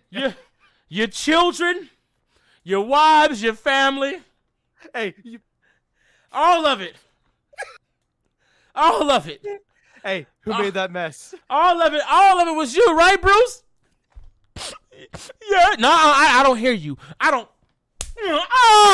fucking hear you. Who made that mess? I did. Who made that mess? I did. That's what I thought. That's what I fucking thought. Yeah. Jason, you gotta stop. Barbara, shut the fuck up. Ain't nobody asked you shit, bitch. Cause you had a thing with him too, you dirty hoe. Don't you say shit. Now. You're a lying piece of shit. Say it again. Now tell him your other secret. Don't make me do. Please don't. No. Don't start begging yet. Tell them your secret, Bruce. Tell them who you are.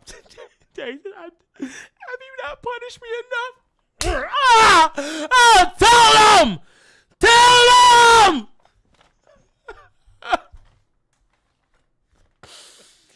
I'm Batman. Oh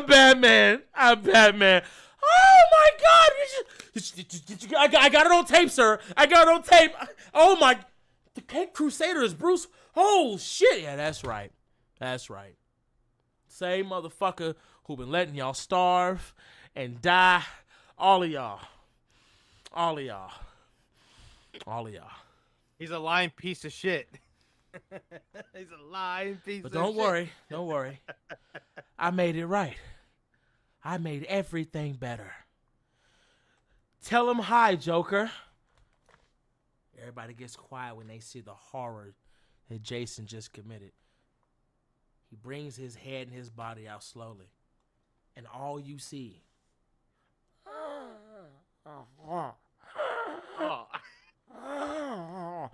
it's just a head.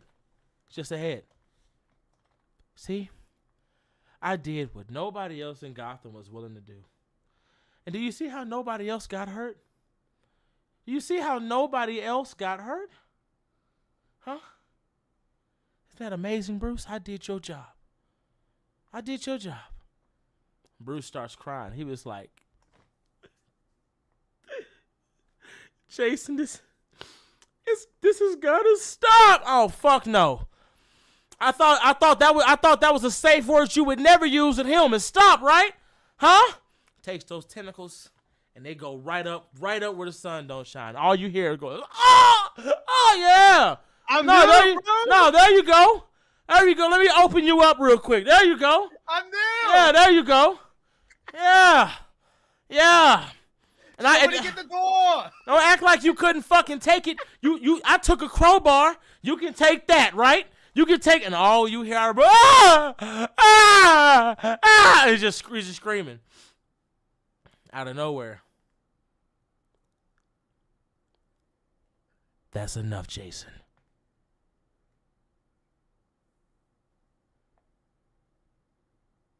Dick, is that you? Yes.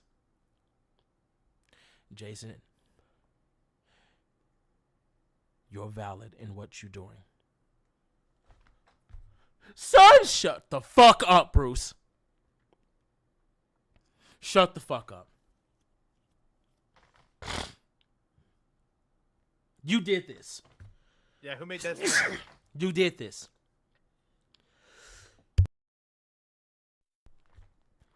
Everything he is because of you. And he's right. You were so willing to embrace Joker, to mess with Barbara. You even slept with Joe Fix's daughter. Ooh. You're a sickness. You two deserve each other. Jason starts crying. He can't believe it. He can't believe that Nightwing has his back. Then he says, Jason, I it's okay. What you're doing is right. It's not wrong. But Jason, you gotta stop. You've beaten him. Now you gotta be better than him. The Carnage symbiote won't let him, though. I promised you I'd give you everything that you want. And now because he comes to you and he gives you some puppy dog eyes and an apology you should have got years ago, you're going to let all that I have go away? Jason can't get it off. He's tried. He can't pull it off of him. That's when Nightwing walks up to him, wraps his arms around him and tells him it's going to be okay. Somehow, the Carnage symbiote is peeling off of Jason. And I know you're thinking, is this the power of love? What is this? No. Nature always makes a polar opposite. When Carnage released itself out of hell, God himself created anti-venom. And that anti-venom attached itself to Nightwing. Nightwing uses that anti-venom to purge Jason of the Carnage symbiote. And after purging him of that symbiote, the symbiote dies. But the damage has already been done. Joker is dead. Bruce has been exposed in more ways than one. 2 weeks go by. Bruce announces that he's stepping down as Batman. And he signed all his assets to Jason. You know what Jason does with all that money? He buys the GCPD. and he buys the Marines and Navy SEALs from the government. 2 days goes by. Jason commits an all-out war on Gotham, killing every rich billionaire who had something to do with electricity, water, power outages, money laundering, people losing their fucking homes, all that. They all die. And can't nobody do shit because he's the law.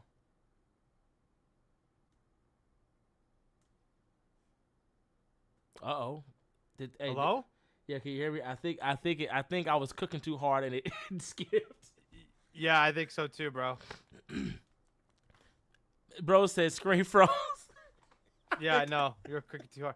Hey, hold on. bro. Why is it every time I start to cook like that shit happens? Bro said Warner Brothers calls AT&T because they're the same company, and they're like, hey, shut him down. Shut him down. Hold on, Warner Brothers. I can hear it right now. Ain't no fucking way he just had him digging my Bruce Wayne. Get him out of here. Yeah, no, he's not making that mess. This motherfucker said my phone is on fire. No, somebody in the chat said, who made that mess? And while you were talking, I was fucking done. I was done, dude. Who like made that it mess? looked like it's still trying to reconnect because you're still moving a little bit slow. My movement looks a little choppy. Who knows? Bro says I was worried. LOL. He says we gave you we gave you stickers and you do this. It's like, what the fuck? Look, I don't give a damn what nobody says. Batman is part of the LGBTQ plus. Cause ain't no other excuse you got as to why you letting Joker just live. But I'm happy you guys love the stories. Bro said we can still hear fine. Yeah, but some people the screen froze and shit. Let me see. Okay, the camera and shit's moving good now. How about you, Phil? What? Yeah, Phil. Oh, damn. Yeah, it's still moving slow for Phil. Oh, should I turn my camera and turn it back on? Yeah, cut it back on, I guess. Try that. Because that shit there, boy. Oh, that's better. There we go. Good Lord. Anyway, bro said refresh your device. I'm sorry. Apparently, I was cooking a little too hard, guys. The goddamn system caught on fire. I'm telling you, bro. Warner Brothers owns AT&T, the same company. They called them motherfuckers. Look, I can cut it off. Shut that bitch off right now. Right now. Shut it off right now. He's lost his fucking mind. Shut it off. I be damned he disrespect us like that. Get it off. Like that's he's not new it, bro. Absolutely not. Absolutely not. Anyway, I hope y'all enjoyed that story time. Let's get to the rest of these cash apps. Bro said actually put ice in the grease. Oh my god. That's fucking funny. Oh, that's fucking funny. Woo. Ooh. The Smoothie asked a great question. Hold on. Okay, so we got that one. Smoothie says King. With prep time versus 10 Batman variants, me? How much prep time do you get? I don't need that much prep time. And which Batmans are we taking, though? I don't need all. I'll take any one you want to give me. Batman Who Laughs? I don't care. Oh, no, I'm sorry, Lion. He's fucking your ass up. No, he's not. That Batman's willing to kill. No, he's not. Ben Affleck? No, he's not. Ben Affleck Batman's willing to kill. I have the weapon for all of them. You ready? What? Yes, officer, there's a white man trying to put his fucking hands on me. Yes, come pick him up. Thank you. Works every time. That's all you gotta do. Even in the Batman comics, that's canon. I said that shit. I said my favorite episode of the Batman animated series was when Batman sat there and he had a dream, a nightmare, that the police got called on him and everybody was chasing his ass down. They then put that same shit in the Batman comics where Batman is in his own house because Vandal Savage and bought that bitch and he tries to put his hand on Vandal. Vandal grabs his fist and says, "Put your fucking hands on me one more time. I'm calling the fucking police, bitch." You want to be Batman? You call the police. He's the only superhero in history where you can literally call the police and ain't shit he can do about it. You know why? Because his immunity with the law only works as long as he's willing to cooperate. If he's not willing to cooperate, that immunity goes away. Didn't know that, did you? No, you did. You talked that with me before. Ain't that some shit? That's crazy. I would say 4 arms from Ben 10 versus Rhino from Rhino. Rhino punched Nova so hard he went into orbit from Earth. I'm gonna say it again. Rhino punched Nova so hard he went into orbit from Earth. Hey, I'm not gonna lie. Rhino also has taken hits from the Hulk. And Ben. Yeah, no, he's fucking up. He's fucking up Ben 10, bro. He's sorry. fought She-Hulk. 4 arms finna get his Well, ass hold on. whipped. If you get Ben 10 with all these whole omni-tricks, like a No. He just wants 4 arms. Just 4 arms, yeah. But I'm talking about if it's full omni-tricks, I think Ben would win that. Yeah, probably win that. But no, you said just 4 arms? Bitch, you need 6. Go ahead and do that alien evolution shit you got, because you finna die. You are about to die. God Wait, damn. Are we lagging again? No. Why? Okay, because it froze on stream. Oh, anyway. Destiny 2 Guardians versus Guardians of the Galaxy. Oh, that's easy. Destiny 2 Guardians. The fuck? Absolutely not. Wait, which Guardians? Are we talking about the MCU Guardians? Yeah, if we do MCU Guardians, bitch, you die. Well, if we're doing comic books, you got Nova and you got but I don't Adam think. Warlock. Yeah, I don't think we're doing that because we don't have I don't think Destiny has comics. I think they just got live action. No, you're talking about the video game, right? Yeah. There's comics.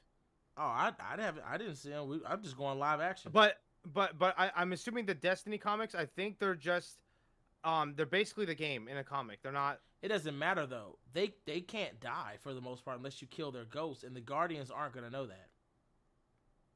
If you have Adam Warlock or Nova, they would definitely will know. Yeah, but Adam isn't a consistent fucking Guardians member. You sure? I'm positive. He's been in the Guardian, but he's not a consistent member all the time.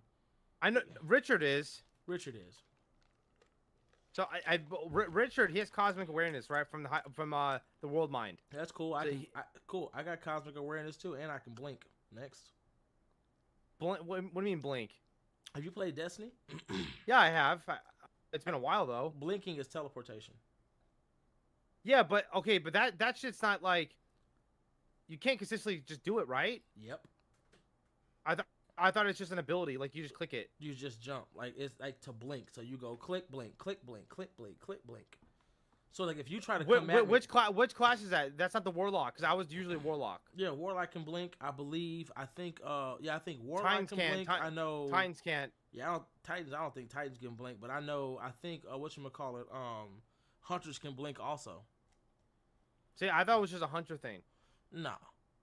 So Warlocks can, so I don't remember that. That's weird. I think we can. We can blink. We can fucking glide, all that shit. Yeah, void. That's void. But if we're not talking about game mechanics, and we're talking about they can actually use all that shit at the same time. So you don't have to be void. You can be void, fire. You can pick. All that shit. And there's so many new abilities that they have now. Now they have the light shit too. So it's bro, Warlocks and Hunters can blink now. Yeah, that's what I'm saying. Okay. I mean, it's been a while. Last time I played Destiny 2 was probably I want to make sure. COVID. Hold on. I know I'm not fucking tripping. Hold on. I know I'm not tripping. Hold on. Warlock using blink. I know I'm not tripping. Yeah, I told you. I knew I wasn't fucking tripping. The fuck? I'm not going to show this shit on stream because I don't want to get in trouble. But yeah. It's just gameplay. I don't think they'll do anything. Nah, I don't want to try YouTube. I'm not going to try. YouTube is not like any other fucking social media platform. I'm not finna fucking try them. But yeah, no. You can blink. You can use all your other powers and abilities. They have new powers and abilities, and they can't fucking die. So you take the Guardians versus the Guardians, they're gonna win. They're literally gonna win that. I just know if Adam Warlock's there, I'm choosing Adam Warlock. I got Space Jesus. I mean, we've killed multiple gods in Destiny.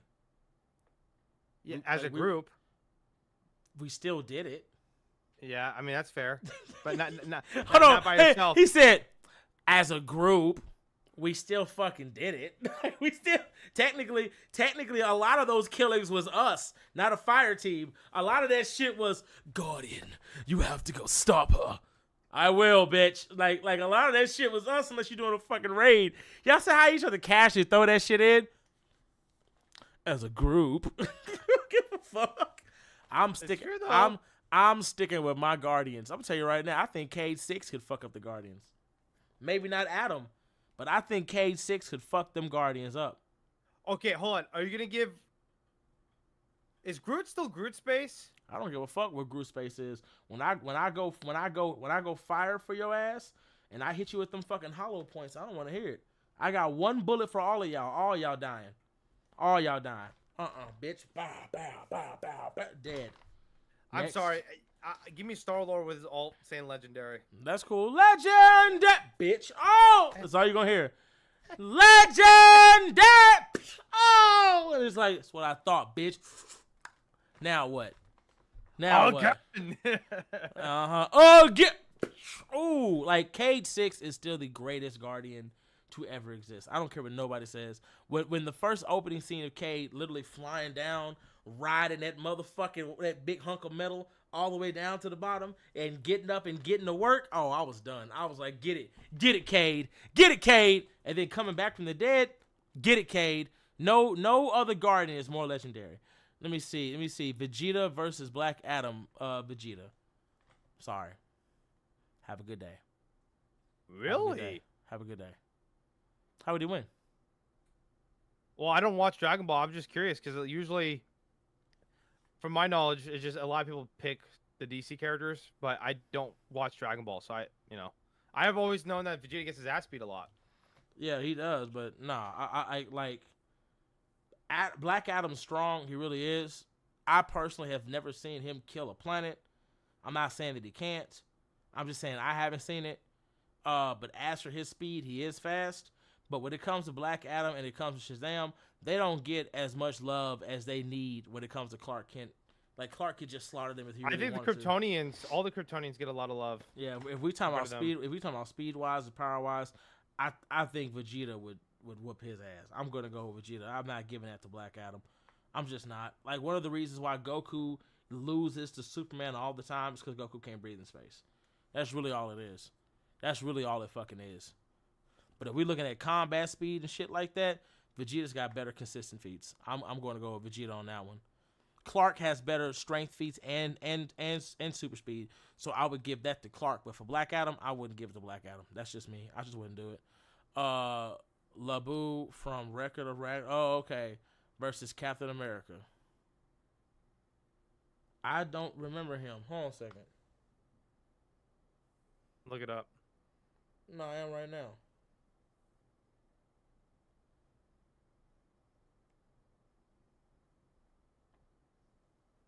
Oh, this guy. Yeah, that motherfucker right there. Oh, I'm giving that to Cap.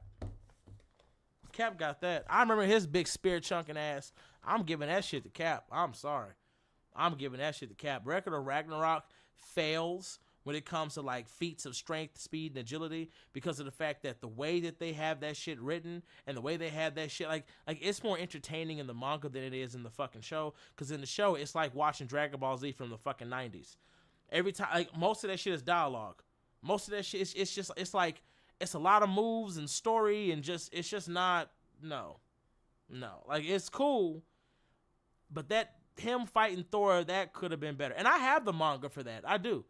I'm not playing, baby. Can you give me that manga in the case? It's called Record of Ragnarok. It's got a white spine. Yeah, Record of Ragnarok. Can you give it to me? It's got a white spine. I want y'all to see this shit so y'all can see it. It's all the way at the top. I do not want to leave my people. Can you see it? Starts with an R. It says Record of Ragnarok.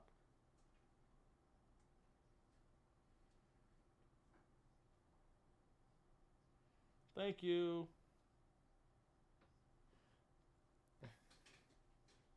Yeah, give me that.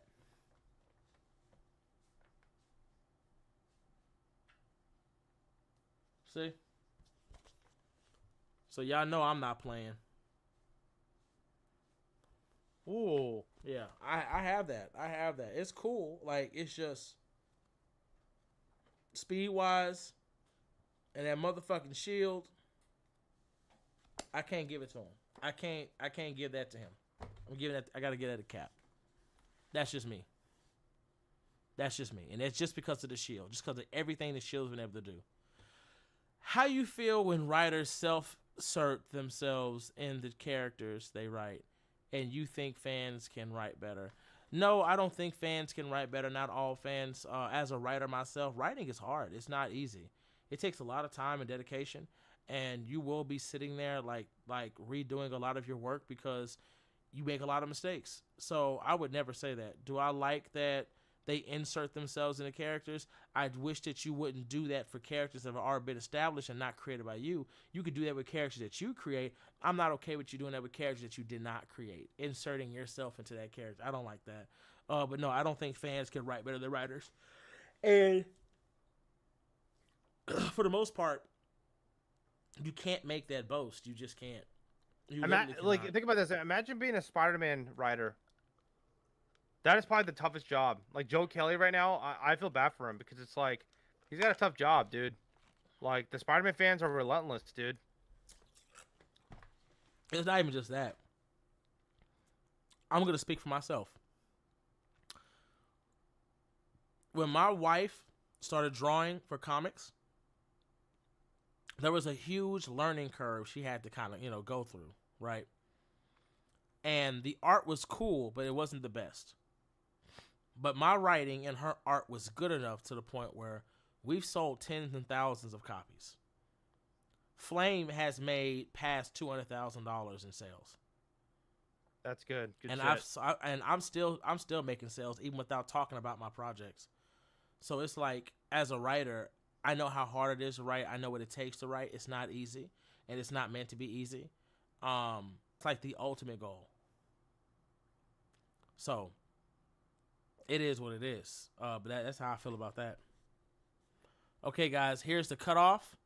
No more cash apps. Not cash apps, but no more super chats. Okay.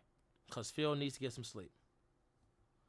Hold I've on. been up since 1 a.m. So How would you write Beerus Weiss if they was in DC? Oh, shit. It'd be DCKO. I would have him go to Earth looking for someone strong, someone powerful, and I would have him delete the new gods and the old gods, and I would have him go for Clark, and I want Clark. Ooh. Yeah, I want Clark and him having to do shit out, and I want him to like beat the dog shit out of Clark Kent. Like I want him to slam Clark through reality, and choke the shit out of him, and I want him to like take his wife and his kids from him, and I want him to stick his hand through his son's chest, not killing him but hurting him, like maybe through the shoulder, while he has his hand over Clark's wife's neck. And I want him to tell Clark, if you want your wife back, you better get stronger and come take her from me. Because if not, I'm killing her too. You have a year. You have a whole year. And I would leave. And I would have Clark go fucking insane. So insane, he goes to the only person who can help him get stronger, and that's Batman. So what Batman does? Batman says, okay, look, the only way to unlock your full genetic potential is to look at somebody who already did that. And that's when they fucking bring back Hale, the perfect Kryptonian. And he uses Hale's DNA to unlock Clark's full potential. Only problem is Clark can't control it. So what does he do? It's not about control, Clark. Whatever that thing is, it has your wife, your son, and it will kill everybody. That's your problem. Stop trying to be in control. Take it all, Clark. Take it all. I'd have Clark absorb everything. The sun, moonlight, matter. I'd have him be an eater of existence itself. I'd have him find Dr. Manhattan and drain him. And then I'd have him drain the stars themselves. then I'd have him go to the fucking wall. And y'all know what wall I'm talking about. Source wall. I'd have him drain that bitch too. I'd have him absorb the source wall and become something we've never seen before. And when he gets to Beerus, that's it. That's as far as I'm going. Anyway, look, Phil was locked in. Phil was all like, damn, hold on now. What's happening now? Yeah, yo, you get to the source wall, bro. You got to keep cooking, dude. No. So anyway, so go to the source wall. Nope, that's it. That's all I'm going to do. Guardian paid me $2. That's all I'm going to do. That's all I'm doing. Okay? That's all I'm doing. You want part 2? Next week. I'm just kidding. Next month. Next stream. Anyway, Alucard Helsing Ultimate versus Blade Alucard. Are you racist? Do you hate Blade? Do you hate Blade? You gotta be racist. You gotta be racist. That's the only thing I can think of. Demon, are you racist? Tell me the truth. Are you racist? Don't lie. You racist? You racist? Don't get quiet now. Hey, Demon, you racist? He said that shit just so. He just put that shit out there. Alucard Ultimate versus Blade. Who wins that? Are you racist? Are we gonna get a little racist here? Oh my god. Anyway, yeah, no. I'll just mess with you, Demon. I'll just mess with you. But nah. He says no, I am not Uncle Ruckus. He said doing that to Blade is just straight up, man. Mean. But yeah, no. So next one was thoughts on Space Godzilla apparently being in Godzilla Supernova. Wait, hold on. You missed one. What was it? Virgil and Dante versus Thanos. Did you already do that? No, I didn't, but I'm giving that shit to Thanos. Yeah, I'm sorry. Dante, I love you.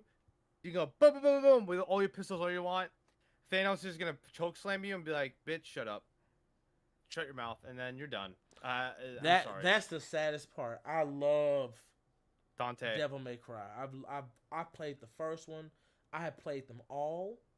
And I remember I wasn't even allowed to play those games when I was a kid. I was so mad. My cousin was like, God rest his soul. He was like, EJ, come here. I said, yeah. You want to play Devil May Cry? Yeah. He says, okay, look, you can't tell them I'll let you play this. And my hands weren't big enough to reach the buttons, but I tried my best I could. And I remember when the next Devil May Cry came out, he let me play that one. It was a 2-disc. So you could play as Dante, or you could play as old girl, right? Yeah. And bro, that was the most fun. Bro, for the guy, it was. I miss my cousin because he would let me play like all the M-rated games that I couldn't play until I got a little older. He let me play them then. That's why I got to play everything. That's how I knew about all that shit when I was a kid. I played all the Resident Evil. I forgot which Resident Evil it was when you walk down the hallway and there's glass windows and there's lightning going off. And it's nighttime. And I remember I told him, it'd be messed up if something like jumped through the window. And he hit me. He said, shut the fuck up. Don't say no shit like that. And I was like, I'm just saying, like, what if something jumped through the window? I think that'd be kind of cool. Walks down the hallway, and these motherfuckers start jumping through the window. He said, this is why you don't say shit. Fuck. And the problem with Resident Evil is, if y'all remember how Resident Evil was, it's not like, this. Look. Only real gamers know. Ready, Phil? Let's hear it. Look. You gotta turn.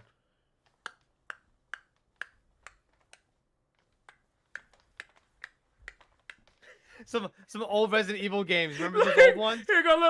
Look. Look. You pull the gun out.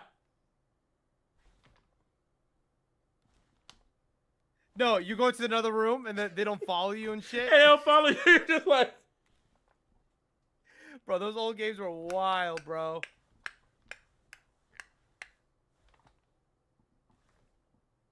That's literally how it was. That's literally how it was back in the day. People don't realize that shit.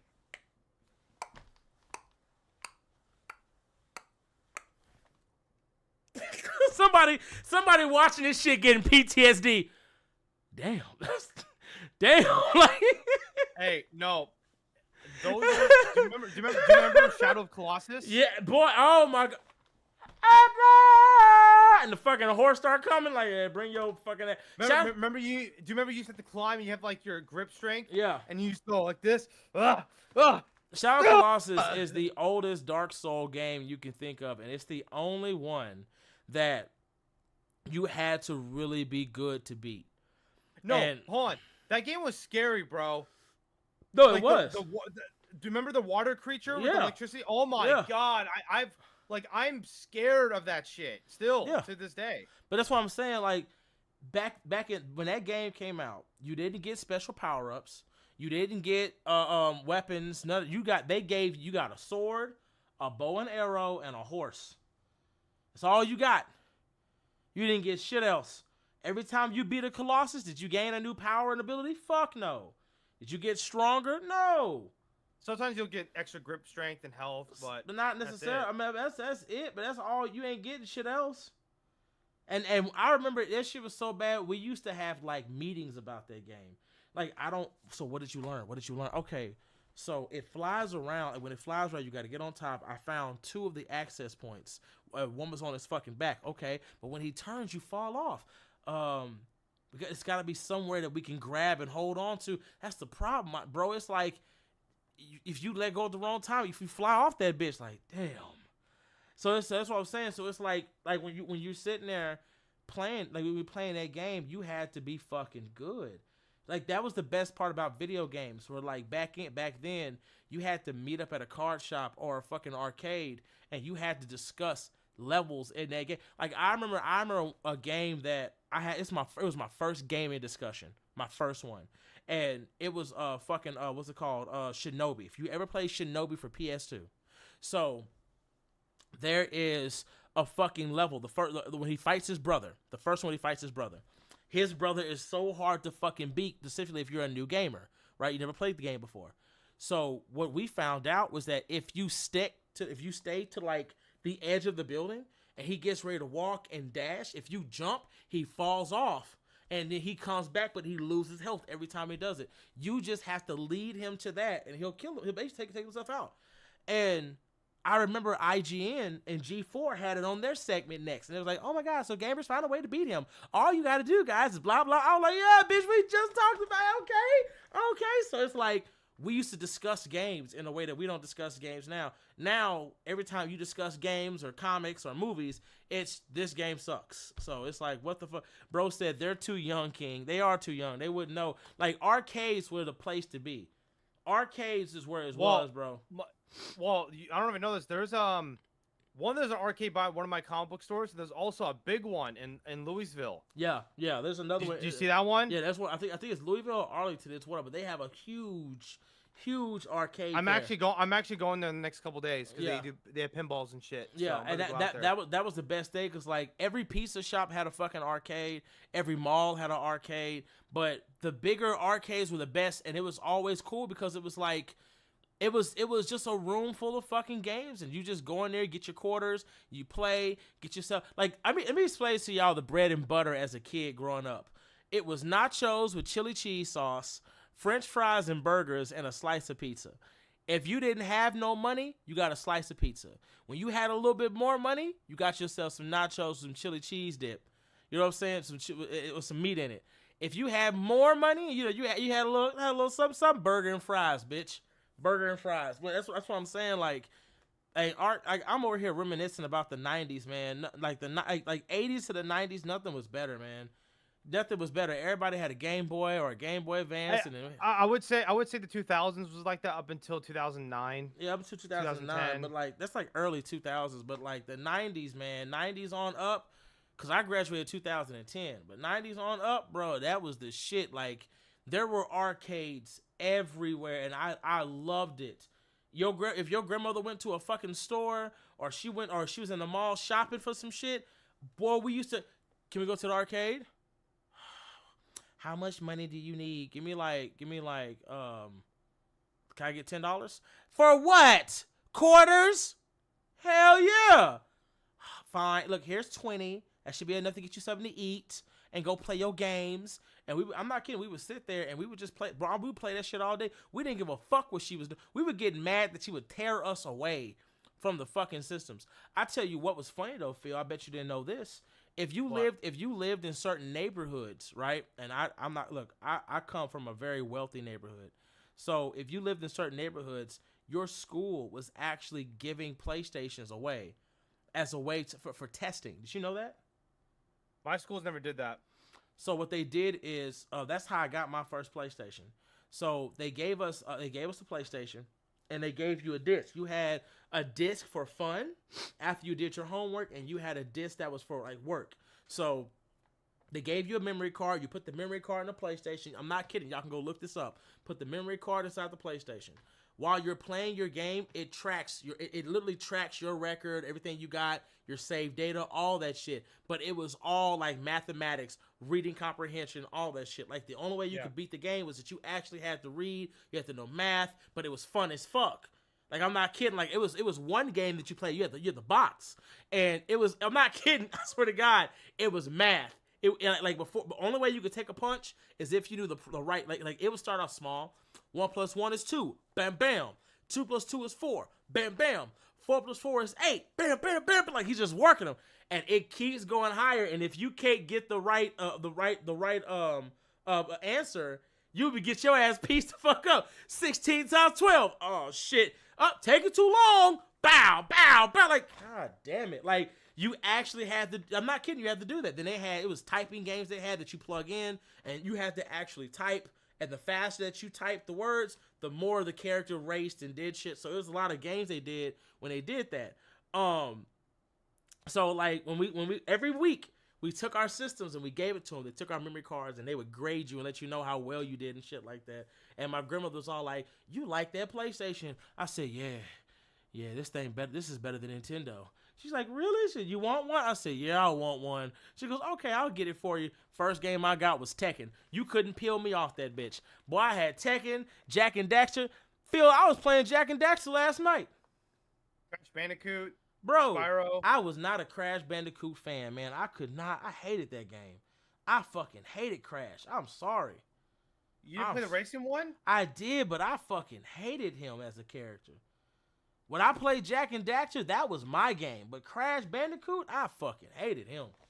I'm sorry. I tried. I hated that. It's not that the game was hard. I just hated him. I was like, I hate this fucking character. I don't like him. Bro, you don't like when he puts a mask on and he goes, ooga booga. Yeah, fuck him. Now, I like Ray-Ban. I liked him. Ray-Ban was awesome. Remember him? Floaty head, floaty arms. I loved him. He was cool. Did you like Ratchet and Clank? Oh, fuck yeah.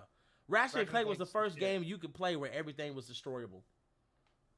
Everything was destroyable. Oh, I like the customization of weapons. Yeah, that shit was awesome too. But it was just the fact that like I could pretty much shoot whatever and the shit would blow the fuck up. I was like, oh, this is awesome. Dude, no, when I first got the PS3, I got it in Christmas of 2007. I was 9 years old. Yeah. And that's when they had Ratchet and Clank 4 exclusive. Yeah. Oh my god, it was revolutionary, man. Yeah. That game was awesome. That game was awesome. That was awesome. Motherfucking what the fuck was that? Soul Calibur. Oh, I love me some Soul Calibur. I never played Soul Calibur. Oh god. Kingdom Hearts. I played a lot of Kingdom Hearts. When Kingdom Hearts came out? Kingdom Hearts 2, Lion, I think to this day, I still think Kingdom Hearts 2 is the best video game I've ever played. Phil, Kingdom Hearts had kids eating popsicles on the regular. We was outside. Can you buy some popsicles? What you want a fucking popsicle for? No, I'll say this. The introduction to anime into American culture, I think it started on Kingdom Hearts. No. Or Final Fantasy. No. What? No. What? Not, it was At least for me. It was. No, for gamers, sure, but not for anime wise.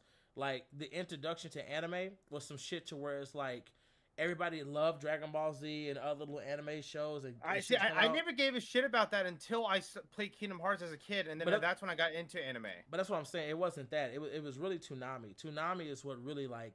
Because, oh, for sure. Yeah, Toonami was the first channel that actually had it, and it was like, damn. So we have an anime channel now? What the fuck? It was on Cartoon Network, so you had cartoons, and then you had that.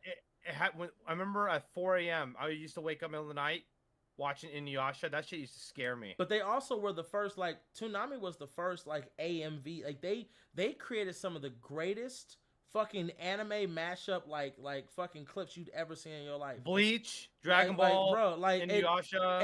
And I'm not gonna lie, Tom made you. Tom was so good at his job. You weren't gonna miss no goddamn Toonami. Before an anime even got announced, Tom. Yo, hold on. The guy in the ship. Do you know who the voice line is? That voice actor? No. He's Wolverine. Don't lie to me. No, yeah, Cowboy Bebop, Wolverine, yes. Wolverine, like the main Wolverine voice actor for like all the animation movies. Wow. Yeah, hold on, I'll look up his name. He voiced our childhood. Steve Bloom. Yeah, Damn, Steve Bloom. Yeah, he voiced our childhood. That's fucking crazy. Yeah, That's I mean crazy. Steve Bloom, he did Cowboy Bebop. Tom, if you ever see this, man, we love you. We miss you. You got to come back. We miss you. You got to come save our generation. Cuz bro, I'm not, like, if y'all don't believe me, go on YouTube and look up some of those old school Toonami, like, anime promotions they would do. That had to have been the best fucking AMVs. My favorite one was the one they did, A Boy Has the Right to Dream. Have you seen that? No. Hey, after this podcast, everybody, that's what made me into a writer. I'm not kidding. I swear to God, I've never told anybody about this. I'm telling y'all, but it was that made me into a writer. I'm not kidding. A Boy Has the Right to Dream. I swear to God, if it wasn't for that fucking for that trailer, I'm not kidding. I would not be where I am today. That trailer by itself, people always ask me, what got you into comics and what got you into this and what got me into writing was that. Because when he said what he said, I literally just, like, it's like my brain chemistry, like, rewired itself. And I have such an imagination, it's crazy. Quick little thing. Speaking of voice actors, do you know who's the GOAT? Do you know who's better than Steve Bloom? The guy who voiced Samurai Jack? No. Who? Keith David. How? Do you know what he played? Who? Spawn. Okay. Gargoyles. Okay. Let me check right here. The Lion King. Like he was Mufasa. He was in the in Spectacular Spider-Man, he was oh my God, what's his name? Tombstone. Yeah, guess what? Huh. Guess what? What? Yeah, we love that black man. We think that black man is amazing. He really is. The Spawn voice. Hold on. Like, Keith David's in everything. He's in everything. He's great. But he didn't voice Samurai motherfucking Jack. He didn't voice Jon Stewart Green Lantern. Hold on. He didn't voice Static Shock. You understand me? He wasn't in Futurama. I don't give a damn what nobody say. That man right there will always have the trophy for voice actors. Look him up. Hold on. Phil Lamar. And guess what? You want to hear something funny? Huh. Y'all won't believe this. I got to talk to Phil Lamar on live with Impound. Me and Impound were live, and he came to our live. Bullshit you not. I love the work you brothers doing. You brothers make me proud to see what y'all got going on, and I'll catch y'all later. He said, "I'll tell you what. I'll give you one little voice line," and gave us Static Shock and got off. And I said, cried like a bitch. I cried like a whole bitch. Nah, listen, I want to meet Keith David and be like, welcome to hell, motherfucker. But that's what I'm saying, Bro, Demon says, stop lying. I'm not. Bro, y'all have no idea how many celebrities I know. I know Bubbles. I'm mutual with Bubbles. I'll bullshit you not. I know some people your mama know. Let's just put it that way. I'm kind of cool with the guy who talks for Jeff in Marvel Rivals. See? So again, it is what it is. But anyway, guys, bro said what? I'm not. That's why my friends list is private. I'm not kidding. I know some of the biggest celebrities you guys would not. Bro, Phil. So I went live and Gideon came to my live, and these motherfuckers was like, King Lion knows Gideon? What? How do you know Gideon? You have no idea who loves me. Wait, let's just put it that way. Gideon. Yes, Gideon. That sounds familiar. Is he the news guy? No, he's the guy that catches the predators. Oh, that fucker. Yeah, Gideon. Oh, shit. I remember the first time he came to my live, and it was awesome. I was like, wow, okay, this is awesome. So, but he's a good man. He's a good person. He's always doing good things. He's just an amazing individual. He really is. Hey, Go ahead. One thing before we go. How was your Christmas, by the way? Did you get a new bed? It survived. Oh, ooh. So I feel good. I had You want to know my Christmas? What? I got this mic, right? Yeah. Batman by Paul Dini. Wow. Dark Knight's death metal. Your parents fucking love you. Well, the crazy part is, I didn't ask for this. Chat. What is that? What the And fuck? Hal Jordan quarter scale statue. Jesus Christ. So now I got to mix with my Larfleeze. He's bigger than your Larfies. It's a quarter scale. It's the same size. Oh, he looks bigger. Damn. Well, think about it. If there were, Hal Jordan's probably taller than Larfleeze. Yeah. It's a quarter. It's a quarter of what they would be. Oh, okay. But so, now I'm just regardless. Like his parents love him. He's like, I got a new mic. I got all this good shit. Well, my new mic I got from my aunt. So oh, and I do appreciate you guys for all the support that you guys do. The more support that we get, the more that I can pay Phil. Just letting you guys know. It feels like it. Hell yeah. Hey, one day I won't be full time, bro. I wouldn't have to have 4 jobs. No, real shit. Because we're doing 2 hours now. I do want to do longer than 2 hours. So again, Phil, what's it called? When's our next one? We should have Tuesday. one. Yeah, we should have one before the month ends. So anyway, besides that, you guys have a great night. Thank you guys for showing up, and I'll catch you guys later.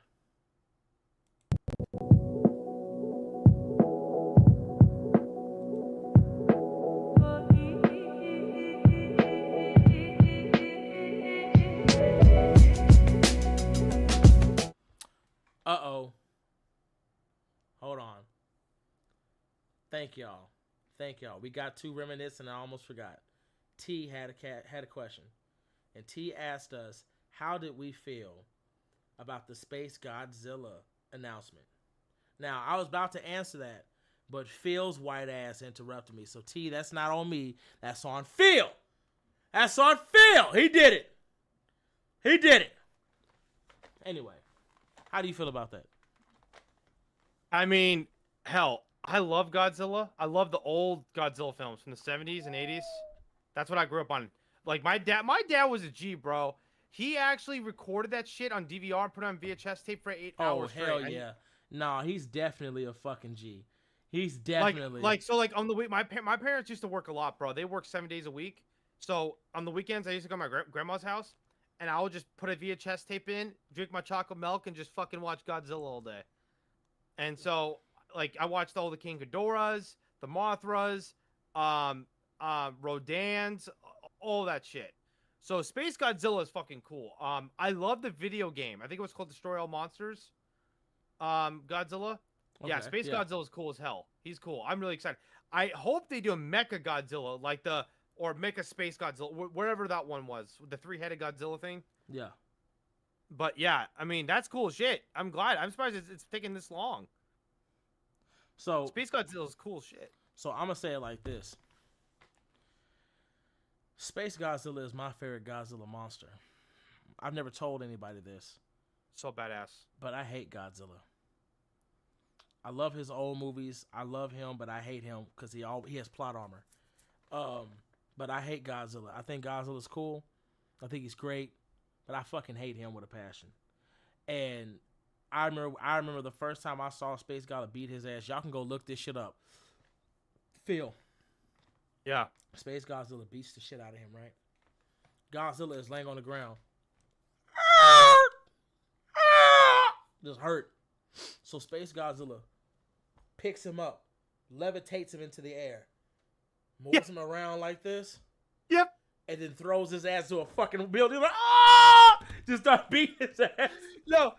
Literally, this is Godzilla going like this. He's just like, ah! Just threw his ass through him. I was like, get him! I was like, beat his ass. But my 2 favorite monsters from the MonsterVerse is Space Godzilla and Gamera. I love Gamera because I love King Ghidorah too. You love Ghidorah? Yeah, King Ghidorah's pretty cool. I love Gamera because Gamera has never needed plot armor to be saved. Gamera is not the turtle you fuck with. You see that big bitch coming around, walk the other direction. And he's just so much better. He can fly. He can turn into a motherfucking spinning disc. And he has a Kamehameha wave that comes out of his fucking mouth that I think is stronger than Godzilla's breath. And I think if him and Godzilla actually fought, I think he'd kill him. Death Battle had that shit wrong. I think Gamera is faster than Godzilla. Gamera is strong. Y'all think I'm playing. Gamera, when he's in flight mode, spinning disc flight mode, that motherfucker goes like he actually can move, and his blade is so strong, it'll cut through whatever the fuck he gets into. The problem with Godzilla is his arms aren't big enough to stop that big-ass turtle from cutting his ass in half. He just isn't. I'm not gonna lie. I'm watching a clip right now on Space Godzilla. Yeah. This fucker is just a big ass crystal flying through fucking Tokyo. Just Tokyo, just fucking shit up, man. I love him. If he is coming in, man, I hope, man, what the fuck? The game was good. Like, I'm not playing, bro. I hope, like, I hope he comes back. But besides that, y'all have a great day. I'll catch y'all later. And I'm excited. If it's true, I'm excited. I gotta look at that up now. I gotta do my research. Besides that, y'all have a good day.